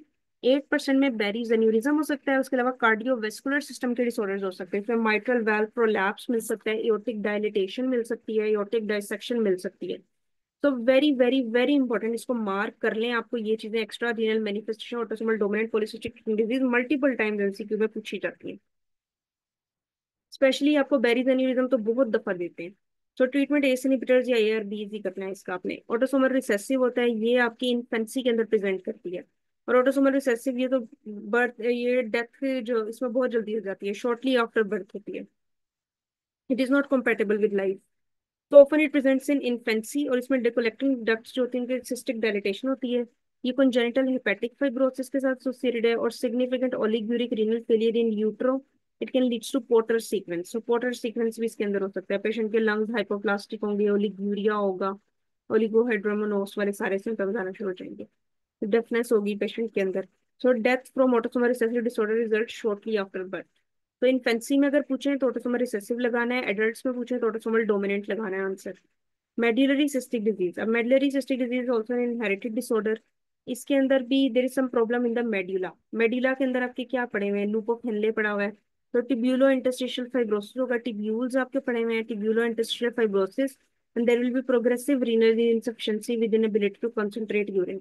मेडुला का मसला है ना, मेडुला के अंदर यूरिन की कॉन्सेंट्रेशन होती है, so there will be problem with concentration of the urine. Urine की कॉन्सेंट्रेशन नहीं हो पाएगी। तो इनहेरिटेड डिसऑर्डर है। टिब्यूलो इंटरस्टिशियल फाइब्रोसिस भी होता है इसके अंदर, और प्रोग्रेसिव रीनल इंसफिशिएंसी होती है। सो फाइब्रोसिस की वजह से there will be progressive renal insufficiency और decreased ability to concentrate urine. Medullary cyst आपको विजुअलाइज नहीं होती, किडनीज इसमें शरंकल मिलेंगी अल्ट्रासाउंड पे, और इसका प्रोग्नोसिस बहुत पुअर होता है। अब simple versus complex renal cyst है। सिंपल सिस्ट जो होगी अल्ट्रा फिल्ट्रेट से फिल्ड होगी, और जो कॉम्प्लेक्स सिस्ट होगी इसके सॉलिड कंपोनेंट्स होंगे। सिंपल सिस्ट बहुत कॉमन होती हैं, कॉम्प्लेक्स सिस्ट जो होंगी लेस कॉमन होती हैं। तो सिंपल सिस्ट इंसिडेंटली भी फाउंड हो सकती है, सिम्टोमेटिक होती है। कॉम्प्लेक्स सिस्ट जो होगी इसको फॉलो अप रिक्वायर्ड है, और removal due to risk of renal cell carcinoma. तो कॉम्प्लेक्स सिस्ट जो होती है रीनल सेल कार्सिनोमा से एसोसिएटेड होती है।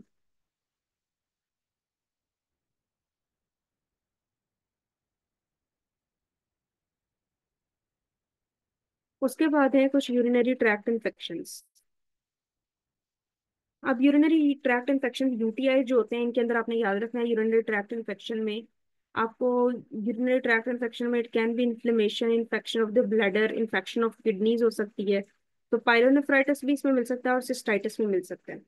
अब सिस्टाइटिस का जिक्र है या पायलोनेफ्राइटिस का जिक्र है, आपको पता है कि they are asking about UTI, urinary tract infection के बारे में पूछ रहे हैं।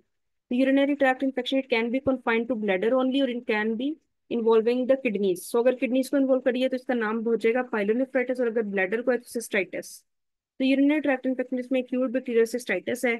अब सिस्टाइटिस में आपको यूरिनरी ब्लैडर की इन्फ्लेमेशन मिलती है। इसका एक डेफिनेशन है, डायग्नोस्टिक क्राइटेरिया है, उसमें क्या होता है कि आपको 10⁻⁵ ऑर्गेनिज्म से ज्यादा, मोर देन 10⁻⁵ ऑर्गेनिज्म पर ml of mid urine sample, जो मिड यूरिन सैंपल होता है ना उसके पर ml में 10⁻⁵ ऑर्गेनिज्म से ज्यादा ऑर्गेनिज्म मिलने चाहिए। क्लिनिकल फीचर्स ये प्रेजेंट कैसे करेगी? Suprapubic pain, dysuria, urinary urgency frequency, pyuria, neutrophil ज्यादा हो जाते हैं। सो यूरिन के अंदर तो रिस्क फैक्टर्स क्या है, फीमेल जेंडर में शॉर्ट यूरिथ्रा होने की वजह से हो सकता है सिस्टाइटिस, सेक्सुअल इंटरकोर्स के बाद हो सकता है। उसके अलावा ये कैथेटर अगर फोलिज डाला हुआ है, इनड्वेलिंग कैथेटर हो, कोई डायबिटीज मेलाइटिस के पेशेंट्स को हो सकता है। सो इम्पेयर्ड ब्लैडर एम्पटिंग वगैरह पेशेंट की बीपीएच की वजह से तब भी हो सकता है। यूरिनरी ट्रैक्ट इन्फेक्शन, तो causes इसकी Escherichia coli is the most common cause of cystitis। बाकी स्टेफाइलोकोकस सेप्रोफिटिकस भी हो सकता है सेक्सुअली एक्टिव वुमेन में। सो मल्टीपल टाइम ये एमसीक्यू में पूछा गया कि मोस्ट कॉमन कॉजेज एस्क्रिशिया कोलाई और सेक्सुअली एक्टिव वुमेन में कौन सा है, तो स्टेफाइलोकोकस सेप्रोफाइटिकस। क्लेबशेला और प्रोटियस मीराबिलस, जो मीराबिलस होगा इसके अंदर यूरिन की अमोनियम सेंट होगी। So most common is Escherichia coli. बाकी स्टेफाइलोकोकस सेप्रोफाइटिकस भी कर सकता है, क्लेबशेला कर सकता है और प्रोटियस कर सकता है। So Klebsiella, Proteus, Staphylococcus saprophyticus and Escherichia coli. Then pyelonephritis, pyelonephritis acute होता है या क्रोनिक होता है, ये किडनी की इन्फ्लेमेशन है। सो न्यूट्रोफिल्स इसमें एक्यूमुलेट जाते हैं इन द रीनल इंटरस्टिशियम, जो किडनी का इंटरस्टिशियम उसमें न्यूट्रोफिल्स आ जाएंगे बिकॉज देर इज इन्फ्लेमेशन। ये कॉर्टेक्स को भी अफेक्ट करते हैं और there is in pyelonephritis there is relative sparing of glomerular vessels, vessels spare हो जाती हैं पाइलोनेफ्राइटिस में। There is no involvement of glomerulus और वेसल्स। तो पेशेंट फ्लैंक पेन के साथ, nausea, vomiting, fever with chills के साथ आएगा। अब इसकी ये सेंडिंग यूटीआई की वजह से हो सकता है पायलोनेफ्राइटिस, जो यूरिटर है उससे सेंड किया। तो Escherichia coli is most common cause. Diabetes is a risk factor, pregnancy is a risk factor, indwelling urine catheter, urinary tract obstruction. तो इसकी कॉम्प्लिकेशन क्या हो सकती है, acute can convert into chronic pyelonephritis, renal papillary, ये बहुत important है, ये कॉम्प्लिकेशन पूछी जाती हैं। एक्यूट पायलोनेफ्राइटिस की कॉम्प्लिकेशंस पूछते हैं, what are the complications of acute pyelonephritis, तो आपने क्या आंसर लगाना है, it can lead to chronic pyelonephritis, renal papillary necrosis. Renal papillary necrosis तो मल्टीपल टाइम एमसीक्यू में पूछा गया है। तो renal papillary necrosis is the complication of acute pyelonephritis. Perinephric abscess is a complication, urosepsis is a complication, antibiotic से आपने इसको treat करना है। Then chronic pyelonephritis, chronic pyelonephritis जो है इसके अंदर there will be coarse asymmetric corticomedullary scarring होगी। क्रोनिक में अब आपके स्कार बनना शुरू हो जाएंगे। सो कॉर्टेक्स में और मेडिला में there will be scarring, calyx blunt हो जाएंगी। सो ये बहुत इंपॉर्टेंट है, ये जो पहली लाइन लिखी हुई है ना, ये एमसीक्यू में पूछते हैं ऐसे ही। और एमसीक्यू में उन्होंने आपको देना है हिस्टोलॉजिकल फीचर। हिस्टोलॉजी में वो बताएंगे कि there is asymmetrical corticomedullary scarring with blunted calyx. तो व्हाट इज द डायग्नोसिस, तो आपने लगाना है क्रोनिक पायलोनेफ्राइटिस। टिब्यूल्स की इसमें एट्रोफी हो जाती है, इओसिनोफिलिक कास्ट बनेंगे जो थायराइड टिश्यू से रिजेंबल करते हैं। सो ये again an MCQ. Thyroidisation of kidney is seen in, तो आंसर क्या होगा, chronic pyelonephritis. Thyroidisation of kidney is seen in chronic pyelonephritis, this is an MCQ. इसको मार्क कर लें, जब भी कभी आपसे थायराइडाइजेशन ऑफ पूछा जाए किडनी का, तो आपके जहन में क्रोनिक पायलोनेफ्राइटिस आना चाहिए। जो एट्रोफिक टिब्यूल्स एट्रोफी हो जाते हैं कोर्टिकोमेडुलरी स्कारिंग की वजह से, टिब्यूल्स की एट्रोफी हो जाएगी और इसमें इओसिनोफिलिक कास्ट होगा जो कोलोइड से रिजेंबल कर रहा होता है, जो थायराइड टिश्यू में होती है। तो इसके क्रोनिक यूरिनरी ट्रैक्ट ऑब्स्ट्रक्शन और repeated bouts of acute inflammation is the cause. Complication में रीनल हाइपरटेंशन एंड से रीनल डिजीज कर सकते हैं। अब एक होता है xanthogranulomatous pyelonephritis. Xanthogranulomatous pyelonephritis is a rare condition जिसमें ज़ेंथोग्रेनुलोमास बनेंगे। ज़ेंथो का मतलब है ऑरेंज कलर के, सो orange colour grossly orange nodules बनेंगे जो ट्यूमर नोड्यूल से मिमिक करते हैं। लेकिन ये पायलोनेफ्राइटिस की टाइप है। वाइड स्प्रेड किडनी डैमेज होगा due to granulomatous tissue causing containing foamy macrophages। So granulomatous में आपको foamy macrophages दिए होंगे, ऑरेंज कलर के नोड्यूल्स दे देंगे और दिस इज xanthogranulomatous pyelonephritis। सो यहाँ तक समझ आ गया।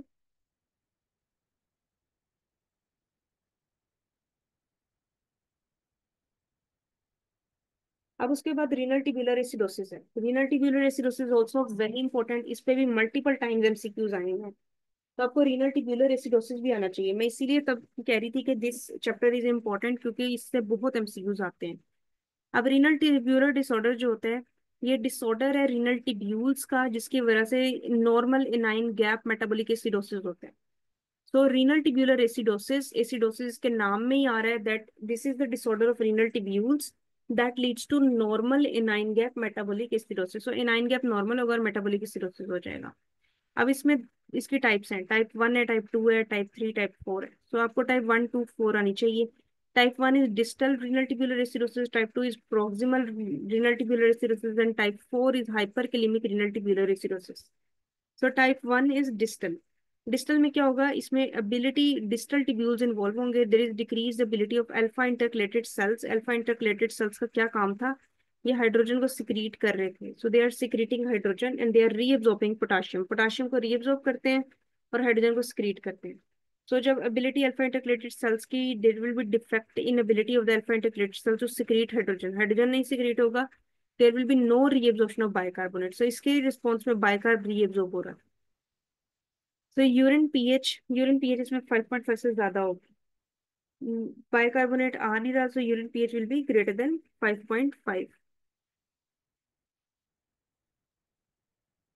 उसके बाद आपकी सीरम पोटाशियम जो होगी उसके अंदर हाइपोकैलेमिया होगा, देर विल बी हाइपोकैलेमिया।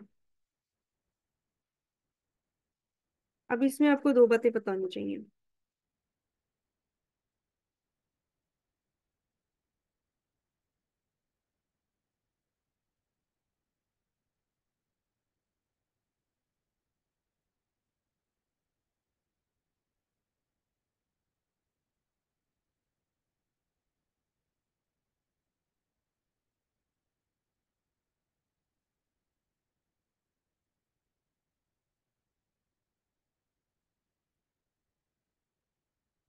जब मैंने आपको इसकी पढ़ाई थी तो मैंने अल्फा इंटरकलेटेड सेल्स के बारे में बताया था।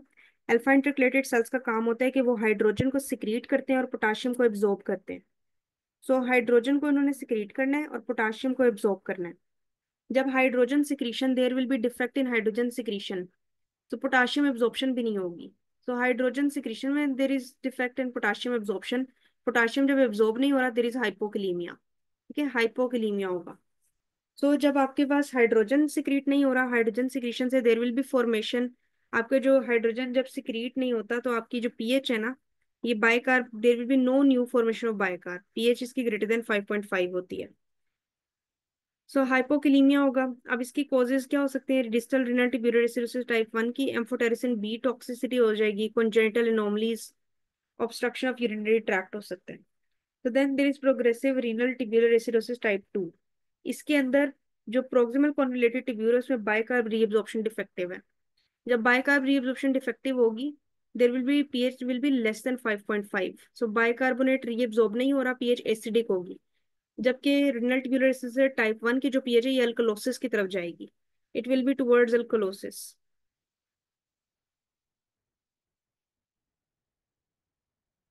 सो रीनल ट्यूबुलर एसिडोसिस टाइप 2, ये आपने याद रखना है, होगा सब में acidosis he, but there is relative pH का बस थोड़ा सा ख्याल रखना है, ये पीएच भी 7.35 से कम है, तो पीएच 7.35 से कम होना एसिडोसिस ही होता है। सो 5.5 का मतलब ये है कि आपने बस इतना याद रखना है कि पीएच इसमें 5.5 से कम नहीं होगी, और यहाँ पे पीएच लेस देन 5.5 होगी टाइप 2 के अंदर। हाइपोकैलेमिया होगा इसमें भी, देर विल बी हाइपोकैलेमिया।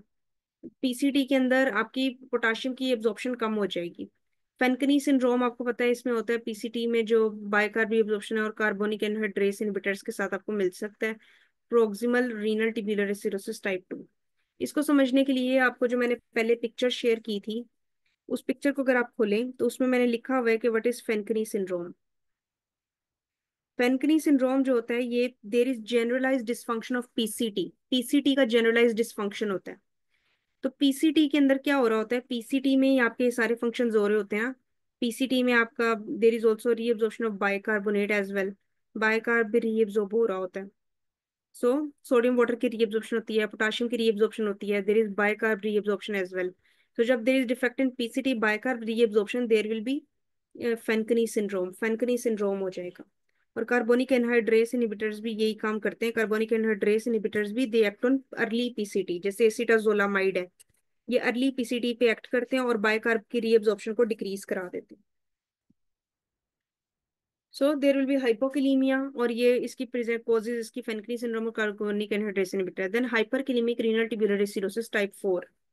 हाइपरकैलेमिक के अंदर क्या होगा, एल्डोस्टेरोन प्रोडक्शन कम हो जाएगी। एल्डोस्टेरोन का क्या काम होता है, सोडियम वाटर को रिटेन कराता है और पोटाशियम को एक्सक्रीट कराता है। जब एल्डोस्टेरोन नहीं होगा, पोटाशियम सिक्रीट नहीं होगी, हाइपरकैलेमिया होगा। NH3 सिंथेसिस डिक्रीज हो जाएगी पीसीटी में, और जो अमोनियम है उसकी एक्सक्रीशन भी डिक्रीज हो जाएगी।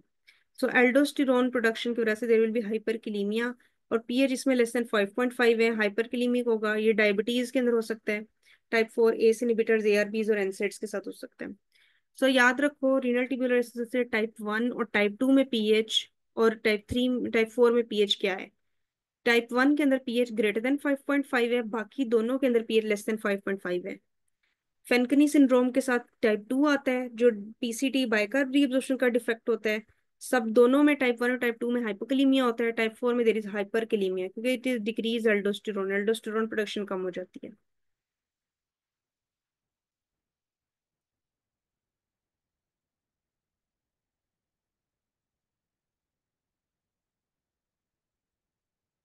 उसके बाद नेक्स्ट टॉपिक है acute kidney injury. Acute kidney injury का क्या मतलब है? एक्यूट किडनी इंजरी और acute tubular ATN, acute tubular necrosis. So acute kidney injury ये एक reversible deterioration, it is the reversible deterioration of renal functions, जो develop होती है over periods of days to weeks. So अगर reversible deterioration हो जाए renal function की, days to weeks में डेवलप हो, और मयर days to weeks, and it is made by increase creatinine and BUN, जो बॉडी यूरिया नाइट्रोजन होती है वो इंक्रीज हो जाती है, और बाय ओलिग और एन। सो क्रेटिनिन इंक्रीज हो रही है, बन इंक्रीज हो रहा है, और पेशेंट ओलिग और एन हो जाता है। सो इसकी कॉजेज क्या होती हैं? एक क्या है कि प्री रीनल कॉज हो सकती है, इंट्रिंसिक रीनल कॉज हो सकती है, और पोस्ट रीनल कॉज होती है। सो प्री रीनल में क्या हो सकता है? पेशेंट के अगर फ्लूइड लॉस है, हाइपोवोलीमिया है, ब्लड लॉस हो गया, हार्ट फेलियर हो गया, या रीनल आर्टरी स्टेनोसिस और ओक्लूजन है। सो किडनी से पहले पहले जितनी कॉजेज हैं एक ही आएगी। उसके बाद इंट्रिंसिक रीनल कॉज हो सकती है किडनी का अपना कोई मसला। किडनी के अपने मसले क्या होंगे? Acute tubular necrosis, ATN, interstitial कोई डिजीज है, एंटीबॉडीज बन रही हैं या eosinophils जो सेल्स को अटैक कर रहे हैं, that lines the tubules, primary secondary glomerulonephritis, they can cause एक क्या है। पोस्ट रीनल कॉजेज हो सकती हैं। Post renal causes of acute renal failure में there will be stones, tumours, obstruction जो होगी वो कर सकती है। इन्फ्लेमेशन या prostate enlargement, so prostate enlargement is also a cause of AKI, that is post renal. So अब AKI की कॉजेज, AKI में होता क्या है? AKI is reversible deterioration of renal function. Renal function for a time being deteriorate हो जाते हैं, but they can be reversed. इसको हम रिवर्स कर सकते हैं over, often over a period of days to weeks. So pre renal, renal and post renal causes आनी चाहिए। अब इसमें कंपैरिजन करते हैं प्री रीनल, इंट्रिंसिक और पोस्ट रीनल के दरमियान। प्री रीनल में किन चीजों से कंपेयर कर रहे हैं? ये कंपेयर कर रहे हैं आपके यूरिन ऑस्मोलैरिटी से, और यूरिन सोडियम से, फ्रैक्शनल एक्सक्रीशन ऑफ सोडियम से, और सीरम बर्न और क्रेट रेशो से। अब आप देखें, यूरिन ऑस्मोलैरिटी जो होती है, ये प्री रीनल में it is greater then 500, intrinsic में लेस देन 350, और पोस्ट रीनल में भी लेस देन 350 है। जो चीज इंपॉर्टेंट है that is your fractional excretion of sodium. Pre renal और इंट्रिंसिक रीनल को इससे डिफरेंशिएट करते हैं। प्री रीनल में इट इज लेस देन 1%, अगर प्री रीनल कोज है लेस देन 1%, और अगर इंट्रिंसिक कोज है तो ग्रेटर देन 2% होती है। So fractional excretion of sodium is use to differentiate between pre renal and renal cause. So less than 1% and greater than 2%, ये MCQ आया हुआ है।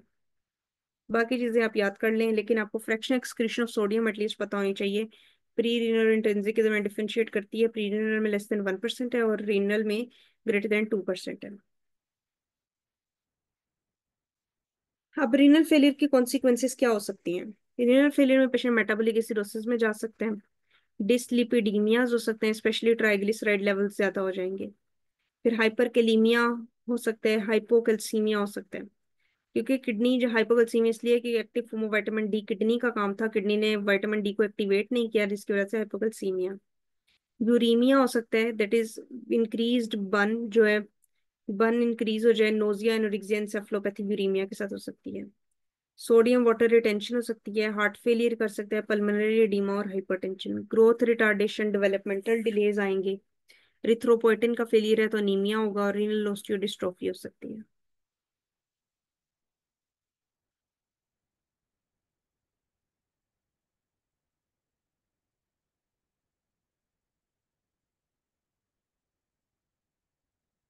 अब आप लोग थोड़ी सी ब्रेक ले लें, अब 10:30 पे हम दोबारा स्टार्ट करते हैं।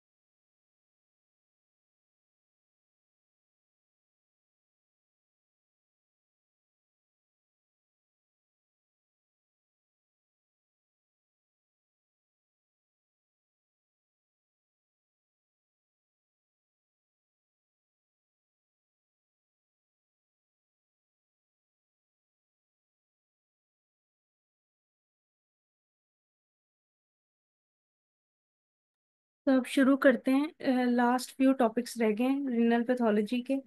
सो what are tubular and interstitial disorders of kidney. Tubular और इंटरस्टिशियल डिसऑर्डर का मतलब है आइदर ये टिब्यूल्स को इन्वॉल्व कर रहे हैं और इंटरस्टिशियम ऑफ किडनी को इन्वॉल्व कर रहे हैं। सो टिब्यूल्स और इंटरस्टिशियम को इन्वॉल्व करने वाले डिसऑर्डर्स में पहला डिसऑर्डर आपके पास है acute interstitial nephritis. So there is inflammation interstitium को इन्वॉल्व कर रहा है, so acute interstitial nephritis that is also known as tubulo interstitial nephritis. ये इंटरस्टिशियम रीनल इन्फ्लेमेशन होती है, इंटरस्टिशियल रीनल इन्फ्लेमेशन, जो इंटरस्टिशियम होता है उसकी इन्फ्लेमेशन है। So due to inflammation there is eosinophils, classically urine के अंदर आएंगे इओसिनोफिल्स इन यूरिन। तो एक्यूट इंटरस्टिशियल नेफ्राइटिस में क्लासिकल जो आपको ये दिया होगा करेक्टरिस्टिक एमसीक्यू में अगर पूछा जाए तो वो यूरिन में इओसिनोफिल्स लाजमी देंगे। So there will be pyuria that is eosinophils in the urine. और एजोटीमिया होगा, एजोटीमिया, और इसमें स्पेसिफिकली ये आफ्टर एडमिनिस्ट्रेशन ऑफ ड्रग्स होता है, तो याद रखो it is always secondary to drugs, drugs के बाद होता है। तो इसके उन्होंने पी से इन्होंने बता दिया कि ये एनसेड्स जो है, अगर पेशेंट जो है पेन फ्री हो जाता है विद एनसेड्स पी डायूरेटिक्स के साथ, सो ये ड्रग्स हैं, ये ड्रग्स हैं जिनके सेकेंडरी टू ये, इसका ये मतलब नहीं है कि पेन फ्री इन्होंने लिखा हुआ है कि इसका मतलब है कि पेशेंट पेन फ्री होता है, इसका मतलब ये है कि these are the drugs that leads to acute intestinal nephritis. So diuretics लेक करते हैं, एनसेड्स करते हैं, पेनिसिलिन सेफेलोस्पोरिन्स करती हैं, प्रोटोन पंप इनहिबिटर्स करेंगे, रिफेम्पिस से रिफेम्पिन, और कुछ अदर प्रोसेस होते हैं जैसे ऑटो इम्यून डिजीज जिसमें शोगरन सिंड्रोम एसएलयू सार्कोइड भी कर सकता है। सो एक्यूट इंटेस्टाइनल नेफ्राइटिस में आपको सिर्फ यही पता होना चाहिए कि it is secondary to drugs and there is eosinophils in urine and there is azotaemia. तो नेफ्राइटिस जो है अगर ये रिजोल्व हो जाता है जब आप ड्रग की सिजेशन करते हैं, जो भी इंसाइटिंग ड्रग है जब उसको छोड़ दें, तो it leads to resolution of the nephritis. Then renal papillary necrosis, ये भी हमने ऊपर भी पढ़ा है, renal papillary with acute pyelonephritis. So acute pyelonephritis की कॉम्प्लिकेशन रेनल पेपिलरी नेक्रोसिस होता है, सो नेक्रोटाइजिंग पेपिलाइटिस भी इसको कहते हैं। And it is evident on histology, histology पे नजर आता है। सो इस्कीमिक नेक्रोसिस जब रीनल पेपिला की टिप्स का होता है, ischaemic necrosis of the tips of the renal papilla, तो that is known as renal papillary necrosis. So इसमें हिमाचूरिया बहुत ग्रोस होगा, प्रोटीन यूरिया होगा, सो ग्रोस हिमाचूरिया और प्रोटीन यूरिया होगा। ये रीसेंट इन्फेक्शन और इम्यून स्टिमुलस से भी हो सकता है। अब ये एसोसिएटेड किसके साथ होता है, एक्यूट पाइलोनेफ्राइटिस पढ़ लिया, एनसेड्स के साथ, डायबिटीज और सिकल सेल ट्रेट के साथ या सिकल सेल डिजीज के साथ। So acute tubular necrosis ATN which is one of the renal cause of AKI, AKI की रीनल कोज है। सो एटीएन के अंदर क्या होता है, एटीएन ये कंडीशन रिवर्सिबल होती है, लेकिन अगर it is left untreated it can be fatal, क्योंकि ये अगर आपने ट्रीट नहीं किया एटीएन को फिर ये आपको ओलिग्यूरिक फेज आ जाएगा, इसमें पेशेंट के लिए बहुत फेटल होगी, लाइफ थ्रेटनिंग होगी। इसमें मडी ब्राउन कलर के कास्ट आते हैं, एटीएन ग्रेन्युलर और मडी ब्राउन कास्ट। ये अब इस्कीमिक इंजरी से भी एटीएन हो सकता है और नेफ्रोटॉक्सिक इंजरी से भी हो सकता है। इस्कीमिया में क्या होगा, अगर रिनल ब्लड फ्लो डिक्रीज हो गया then this there will be ischaemia and this ischaemia will leads to acute tubular necrosis. So patient hypotension के साथ प्रेजेंट करेगा, shock, sepsis, haemorrhage and heart failure. इसकी एग्जांपल्स होती हैं। इस्कीमिक इंजरी किसमें हो सकती है, if patient is suffering from hypotension, if patient is suffering from shock, if there is sepsis, there is haemorrhage, there is heart failure, this can leads to decrease renal plasma flow and this will leads to acute tubular necrosis। So hypotension अगर हो जाए, शोक हो जाए, sepsis हो जाए, haemorrhage या heart failure हो जाए, तो इस्कीमिक इंजरी हो सकती है to kidneys that leads to acute tubular necrosis। PCT और thick ascending limb of loop of Henle जो है इस्कीमिक इंजरी से, दे आर मोर ससेप्टेबल। ये आपको आना चाहिए कि इस्कीमिक इंजरी से कौन से ससेप्टेबल होते हैं, part of nephrons. So PCT and thick ascending limb of loop of Henle. Then nephrotoxic drugs हो सकते हैं, ये कोई भी टॉक्सिक सब्सटेंस अगर इनहेल किए, जैसे इमाइनोग्लाइकोसाइड्स, ये कंट्रास्ट एजेंट्स हैं, लेड, सिस्प्लेटिन क्रश इंजरी में, या थायरिन ग्लाइकोल और हीमोग्लोबिन यूरिया के अंदर नेफ्रोटॉक्सिसिटी हो जाती है, that leads to acute tubular necrosis. So इसमें पीटीआई पीटी पीसीटी जो है ना, ये पर्टिकुलरली ससेप्टेबल है टू इंजरी। हाइड्रोनेफ्रोसिस, हाइड्रोनेफ्रोसिस पहले भी मैंने बताया कि it is progressive dilatation renal pelvis और कैल्सिस की, और यहाँ पे कोई भी इन्फेक्शन का एलिमेंट नहीं होता, ये स्टेराइल होती है, स्टेराइल डायलिटेशन होती है renal pelvis and calyceal system. इसमें यूरिनरी ट्रैक्ट ऑब्स्ट्रक्शन कोज हो सकती है रीनल स्टोन से, बीपीएच, सीवियर बीपीएच और सर्वाइकल कैंसर हो, that can leads to hydronephrosis. So retroperitoneal fibrosis can leads to hydronephrosis. Vesicoureteral reflux can leads to hydronephrosis. तो इसकी findings में paroxysmal to site of pathology जो है वहां पे डायलिटेशन मिलेगी, सीरम क्रेटिस में एलिवेट हो जाती है अगर ऑब्स्ट्रक्शन बायलैटरल है। या पेशेंट के पास सिर्फ एक किडनी है। सो क्रेटिनिन लेवल कब रेज होगा? If in hydronephrosis, if the obstruction is bilateral, और या पेशेंट की एक ही किडनी फंक्शनल है। सो इससे कंप्रेशन हो जाती है और पॉसिबल एट्रोफी हो सकती है रीनल कॉर्टेक्स और मेडुला की। ट्रीटमेंट हाइड्रोनेफ्रोसिस की, it can physiological, physiological hydronephrosis भी हो सकता है। ट्रीटमेंट जो होगी एक गाइड होती है इम्प्रूविंग सिम्टम्स। इन्फेक्शंस को ट्रीट करना होता है इसमें, और रीनल फंक्शन को इम्प्रूव करना होता है। सो इसमें परक्यूटेनियस नेफ्रोस्टमी ट्यूब डाल सकते हो या यूरिटेरल स्टंटिंग कर सकते हैं प्रेशर को रिलीव करने के लिए। सो प्रेशर बना होता है उसको रिलीव कर सकते हैं नेफ्रोस्टमी करके, जो भी डायलिटेशन है उसको आप रिमूव कर देते हो।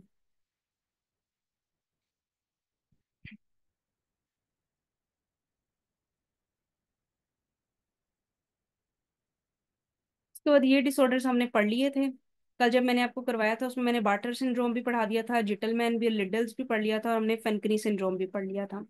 बस हार्टनप डिजीज एक देखनी है आपने। हार्टनप डिजीज जो है ये इम्पेयर्ड ट्यूबुलर रीअब्जॉर्प्शन होता है ट्रिप्टोफैन का, और जेनेटिकली डिटरमाइंड है। This is genetic hereditary disease है, renal tubular reabsorption of an amino acid that is tryptophan, this is impaired. और इसकी प्लेग्रा लाइक मैनिफेस्टेशंस हो जाती हैं। सो प्लेग्रा लाइक मैनिफेस्टेशन होती है विटामिन डेफिशिएंसी की वजह से होता है, that is so impaired renal tubular reabsorption of tryptophan. So niacin tryptophan जो डेफिशिएंसी है ना उसकी वजह से there is हार्टनप्स disease.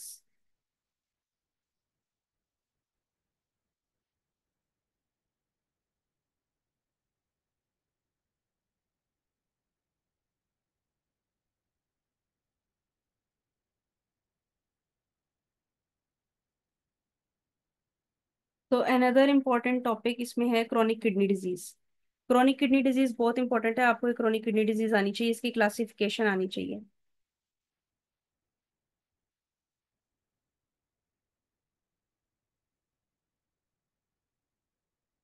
Chronic kidney disease की डेफिनेशन क्या है? क्रॉनिक किडनी डिजीज का ये जो ड्यूरेशन है ना, time period greater than 3 months, this is very important.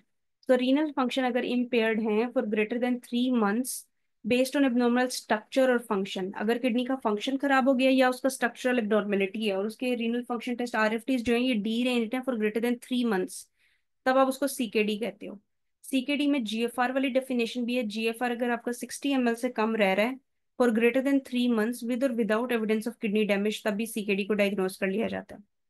So CKD की इनहेरिटेड कॉजेज होती हैं और एक्वायर्ड कॉजेज होती हैं। इनहेरिटेड कॉजेज में adult polycystic kidney disease which is the most common inherited cause of CKD. Alport syndrome हमने पढ़ा था, एलपॉट जिसमें निमोनिक पढ़ा था, कांट सी कांट पी और can't hear a bee, that is Alport syndrome. It can also leads to CKD, Fabry's disease। फिर acquired कोज होती है, एक्वायर्ड में डायबिटीज टाइप 2 के साथ हो सकता है, टाइप 1 से ज्यादा टाइप 2 के साथ होता है, this is also most common acquired कोज।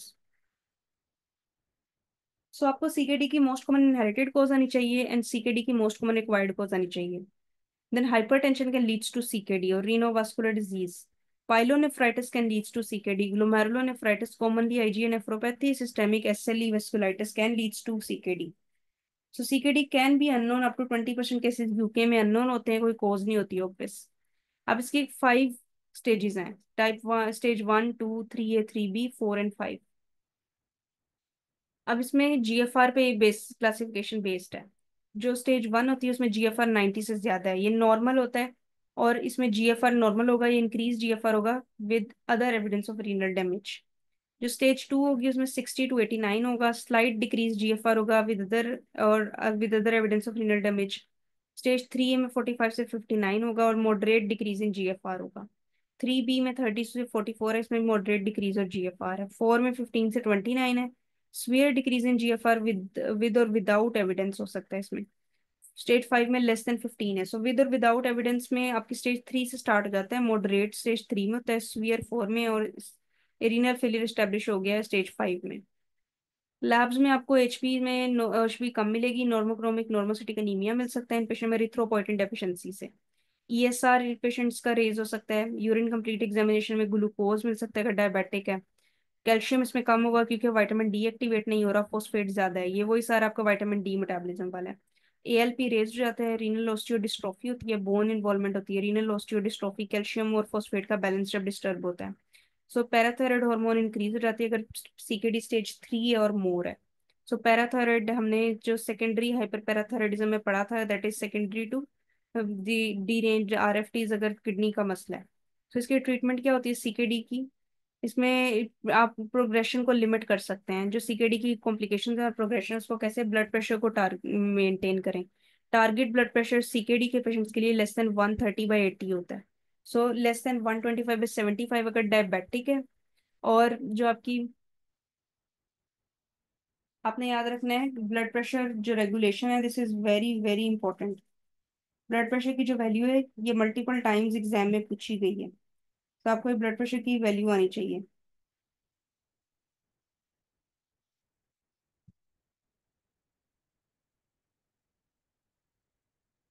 अगर तो आपका पेशेंट डायबिटिक है, तो आपने पेशेंट में, अगर डायबिटिक पेशेंट है तो 125 <125/75 रखना है। और अगर आपकी एल्ब्यूमिन करेक्ट रेशो जो है ये <70 है, अगर पेशेंट डायबिटिक है, या फिर एल्ब्यूमिन करेक्ट रेशो जो है वो 70 से ज्यादा है। सो टारगेट ब्लड प्रेशर CKD में <130/80 होता है, लेकिन डायबिटिक और अगर आपके एल्ब्यूमिन क्रेटिनिन रेशो 70 से ज्यादा हो जाए तो फिर आपका 125/75 है। Drug of choice ACE inhibitors और ARBs होते हैं इनके अंदर। अब रीनल बोन डिजीज है। रीनल बोन डिजीज में रीनल रिस्क ऑफ ऑस्टियोडिस्ट्रोफी होता है और एडानेमिक बोन डिजीज होती है। इसमें अपने पैराथायराइड लेवल चेक करने होते हैं और ट्रीट करना है अगर रेज्ड है। फोस्फेट रेज हो जाता है CKD में, जिसकी वजह से फर्दर आपका पैराथायराइड हार्मोन रेज होता है। सो इसमें डाइट रिस्ट्रिक्शन करते हैं, बाइंडर्स देते हैं जो फोस्फेट को बाइंड करके गट से उसकी एब्जॉर्प्शन को भी डिक्रीज करते हैं। विटामिन D एनालॉग्स दें, कैल्शियम सप्लीमेंट्स दें, ये बोन डिजीज को डिक्रीज करते हैं और हाइपरपैराथायरिज्म को भी डिक्रीज करेंगे। सो कैल्शियम और जो फोस्फेट का बैलेंस है ना उसको रेगुलेट करें। Then cardiovascular system, most common cause of death इसमें जो होता है CKD के पेशेंट में कार्डियोवेस्कुलर एबनॉर्मेलिटीज आती हैं। स्टैटिन्स और एस्पिरिन्स देनी होती हैं CKD में। ये कॉन्ट्राइंडिकेशन नहीं है for the use of low dose aspirin, लेकिन अपने रिस्क ऑफ ब्लीडिंग के लिए याद रखना है, be aware of the risk of bleeding. So patient का ब्लड प्रेशर मेंटेन करें, पेशेंट को कैल्शियम फॉस्फेट दें, डाइटरी रिस्ट्रिक्शन करें और फॉस्फेट बाइंडर्स भी दे सकते हैं। कार्डियोवास्कुलर के अंदर स्टैटिन एस्पिरिन दी जा सकती है, लेकिन एस्पिरिन का कॉशियस यूज होता है because there is risk of bleeding. Diet में मॉडरेट प्रोटीन डाइट देनी होती है, पोटाशियम को रिस्ट्रिक्ट कर दें अगर हाइपर है, और हाई फॉस्फेट फूड मिल्क चीज एग्स जो है इनको अवॉइड करें। सो ये चार बातें आनी चाहिए जो आपने प्रोग्रेशन और कॉम्प्लिकेशन को लिमिट करने के लिए करनी है। ब्लड प्रेशर को मेंटेन करना है, रीनल बोन डिजीज को अपने जहन में रखना है, कार्डियोवेस्कुलर के लिए एस्पिरिन स्टैटिन्स, और डाइट में आपने एग चीज और मिल्क जो है हाई हाई फॉस्फेट फूड्स हैं इनको अवॉइड कराना है, पोटाशियम की रिस्ट्रिक्शन करानी है, अवॉइडेंस ऑफ पोटाशियम, और मॉडरेट प्रोटीन डाइट देनी है। अनीमिया है तो आयरन और विटामिन B12 फोलेट को रिप्लेस कर दें। अगर फिर भी अनीमिक है तो रिकम्बिनेंट ह्यूमन इरिथ्रोपोइटिन दे सकते हैं। फिर एसिडोसिस है, सोडियम बाइकार्ब सप्लीमेंट करें अगर पेशेंट एसिडोसिस में चला गया। डीमा है तो लूप डायूरेटिक्स में बी नीडेड, फ्लूइड और सोडियम रिस्ट्रिक्शन करवा सकते हैं पेशेंट की। Then there are tumours of the renal urinary tract and bladder. Renal cell carcinoma, renal cell carcinoma जो होता है ये प्रोक्सिमल कॉन्विलेटेड ट्यूब्यूल से राइज करता है। Renal cell carcinoma most common renal malignancy है और मोस्ट कॉमनली ये एज 50 से 70 ईयर्स में मेल्स को इन्वॉल्व करता है। इसमें जो जीन डिसऑर्डर्स होते हैं ये रीनल सेल कार्सिनोमा के, इन्होंने क्रोमोसोम नंबर 3 से बताया कि इसके 3 लेटर्स हैं, सो 3 क्रोमोसोम नंबर 3 पे प्रॉब्लम है। फ्लैंक पेन के साथ पेल्पेबल मास होता है, हिमोचूरी हो सकता है, सेकेंडरी पोलीसाइथीमिया इसके साथ जो होता है ना that is the paraneoplastic syndrome. So आपने याद रखना है, always remember whenever a paraneoplastic syndrome of renal cell carcinoma is asked तो secondary polycythemia लगाना। पैरानियोप्लास्टिक सिंड्रोम जो था एक टॉपिक, आपकी एरिथ्रोपोइटिन आ सकती है, ACTH हो सकता है एक टॉपिक सिक्रीट से, पैराथायरॉयड हार्मोन रिलेटेड प्रोटीन और ड्रेनिन। सो सेकेंडरी पोलीसाइथीमिया तो specific with renal cell carcinoma. ये रीनल वेन को इन्वेड करता है रीनल सेल कार्सिनोमा, और वेरिकोसील डेवलप कर सकता है if it is left sided. Inferior vena cava renal vein को जाएगा, फिर इंफीरियर वेना केवा में, and then it spreads haematogenously, और ये ब्लड के थ्रू इसका स्प्रेड होता है। So renal vein involvement renal cell carcinoma की बहुत कॉमन होती है, और रीनल वेन के बाद ये इंफीरियर वेना केवा को भी इन्वॉल्व करता है। ये लंग्स और बोन में मेटास्टाइज करता है। सो पहले ये कहाँ जाएगा, पहले ये वेना केवा में जा रहा है ना, इसी से याद रख लें, inferior vena cava is eventually going into the taking blood to the right heart, and right heart is taking blood to the lungs. So lungs और बोन में मेटास्टाइज कर जाएगा। Nephroblastoma, nephroblastoma is Wilms tumour, ये पहले भी पढ़ा है nephroblastoma. ये ओरिजिनेट कहाँ से करता है, प्रिमिटिव मेटानेफ्रिक टिश्यू से राइज करेगा। सो नेफ्रोब्लास्टोमा रीनल मेलिग्नेंसी है अर्ली चाइल्डहुड की। सो बच्चों की ये मेलिग्नेंसी होती है अर्ली चाइल्डहुड में। 2 to 4 years ऑफ एज पे इसका पीक इंसिडेंस होता है। सो अगर आपको less than 4 years of age children दिया हो तो नेफ्रोब्लास्टोमा लगाना है, that is also known as Wilms tumour. Large palpable mass होता है, यूनिलैटरल मैस होगा। और इसके अंदर आपने इसके it can B Wilms tumour can be part of several syndromes, जिसमें वैगर कॉम्प्लेक्स होता है, विल्म्स ट्यूमर होगा। एनाइरिडिया आइरिस की एब्सेंस होगी, genito urinary malformations, mental retardation मिलेगी वैगर कॉम्प्लेक्स में। ये WT1 ट्यूमर सुप्रेसर जीन जो है उसकी डिलीशन में मिलता है। फिर डेनीज ड्रैश सिंड्रोम होता है, इसमें विल्म्स ट्यूमर मिलेगा। अर्ली ऑनसेट नेफ्रोटिक सिंड्रोम होता है, male pseudohermaphroditism. So very very very important Denys Drash. Denys इन पे MCQ आए हुए हैं, ये आपको आने चाहिए। वैगर कॉम्प्लेक्स भी आना चाहिए, डेनिस ड्रैश भी, और बैकविथ वाइडमैन सिंड्रोम भी आना चाहिए। सो डेनीज में क्या मिल रहा है, डेनीज में आपको स्यूडो हर्मेफ्रोडिडिज्म मिल रही है, नेफ्रोटिक मिल रहा है, अर्ली ऑनसेट का नेफ्रोटिक मिल रहा है, और साथ में विल्म्स ट्यूमर मिल रहा है। सो विल्म्स ट्यूमर अगर नेफ्रोटिक, अर्ली ऑनसेट नेफ्रोटिक और स्यूडो हर्मेफ्रोडिडिज्म के साथ हो तो डेनिस ड्रैश होगा। इसमें भी WT1 जीन एबनॉर्मलिटीज है। फिर बैकविथ वाइडमैन है, इसमें विल्म्स ट्यूमर, मैक्रोग्लोसिया और गैनोमगेली। वाइडमैन से याद रखो कि बड़े बड़ा सब कुछ होगा, मैक्रोग्लोसिया और गैनोमगेली। हेमी हाइपरप्लेजिया होगा, और इसको सिर्फ म्यूटेशन ऑफ WT2 जीन। फिर है ट्रांजिशनल सेल कार्सिनोमा, ये मोस्ट कॉमन ट्यूमर है यूरिनरी ट्रैक्ट सिस्टम का। रीनल कैल्सियल, रीनल पेल्विस, यूरेटर और ब्लैडर में ट्रांजिशनल होता है। ये पेनलेस हिमाचूरिया के साथ एसोसिएटेड है, वेरी वेरी इंपॉर्टेंट। अगर पेनलेस हिमाचूरिया दिया हो तो आपने ट्यूमर के बारे में सोचना है। प्रॉब्लम्स इसमें पेशेंट जो है, ये phenacetin is a risk factor, smoking is a risk factor, aniline dye is a risk factor, and cyclophosphamide is a risk factor. So transitional cell carcinoma के रिस्क फैक्टर्स आने चाहिए। Then there is squamous cell carcinoma of bladder. Squamous cell carcinoma जो है chronic irritation की वजह से बनता है। So there will be first squamous metaplasia, then dysplasia, then carcinoma. So इसके रिस्क फैक्टर में Schistosoma haematobium, this is very important, ये तो मल्टीपल टाइम्स MCQ में आया हुआ है कि Schistosoma haematobium can leads to squamous cell carcinoma. तो इन्फेक्शन, स्मोकिंग, क्रोनिक नेफ्रोलिथियसिस भी हो सकता है। पेनलेस हिमाचूरिया के साथ ही आएगा। फिर स्टेराइल पाईयूरिया की कॉजेज बता दी उन्होंने, पार्शली ट्रीटेड UTI, यूरिथ्राइटिस हो सकता है, chlamydia urethritis specifically, there will be sterile pyuria, pus आ रही है लेकिन उसमें इन्फेक्शन नहीं है। Renal TB, renal stones, appendicitis, bladder renal cell carcinoma, adult polycystic kidney disease. तो यहाँ पे आज का टॉपिक खत्म हो गया है। आप लोगों ने इसको अच्छे से पढ़ना है और याद करना है। इसमें जो चीजें इंपॉर्टेंट है, नेफ्रोटिक नेफ्रेटिक इंपॉर्टेंट है। आपको जो कैंसर हमने पढ़े हैं, इनके रिस्क फैक्टर आने चाहिए। एनिलीन किसके लिए रिस्क फैक्टर है, ट्रांजिशनल मोस्ट कॉमन है आपके यूरिनरी ट्रैक्ट का। रीनल का देखेंगे तो रीनल सेल कार्सिनोमा इंपॉर्टेंट है, वो वेन को इन्वॉल्व करता है। CKD की स्टेजेस आनी चाहिए, CKD के अंदर उसके बाद आपको CKD के बाद AKI की कॉजेज बताऊं, फ्रैक्शन एक्सक्रीशन ऑफ सोडियम की सिग्निफिकेंस आनी चाहिए। सो this is all about renal pathology. सब क्लास एंड कर देते हैं, कोई क्वेश्चन है तो पूछ लें।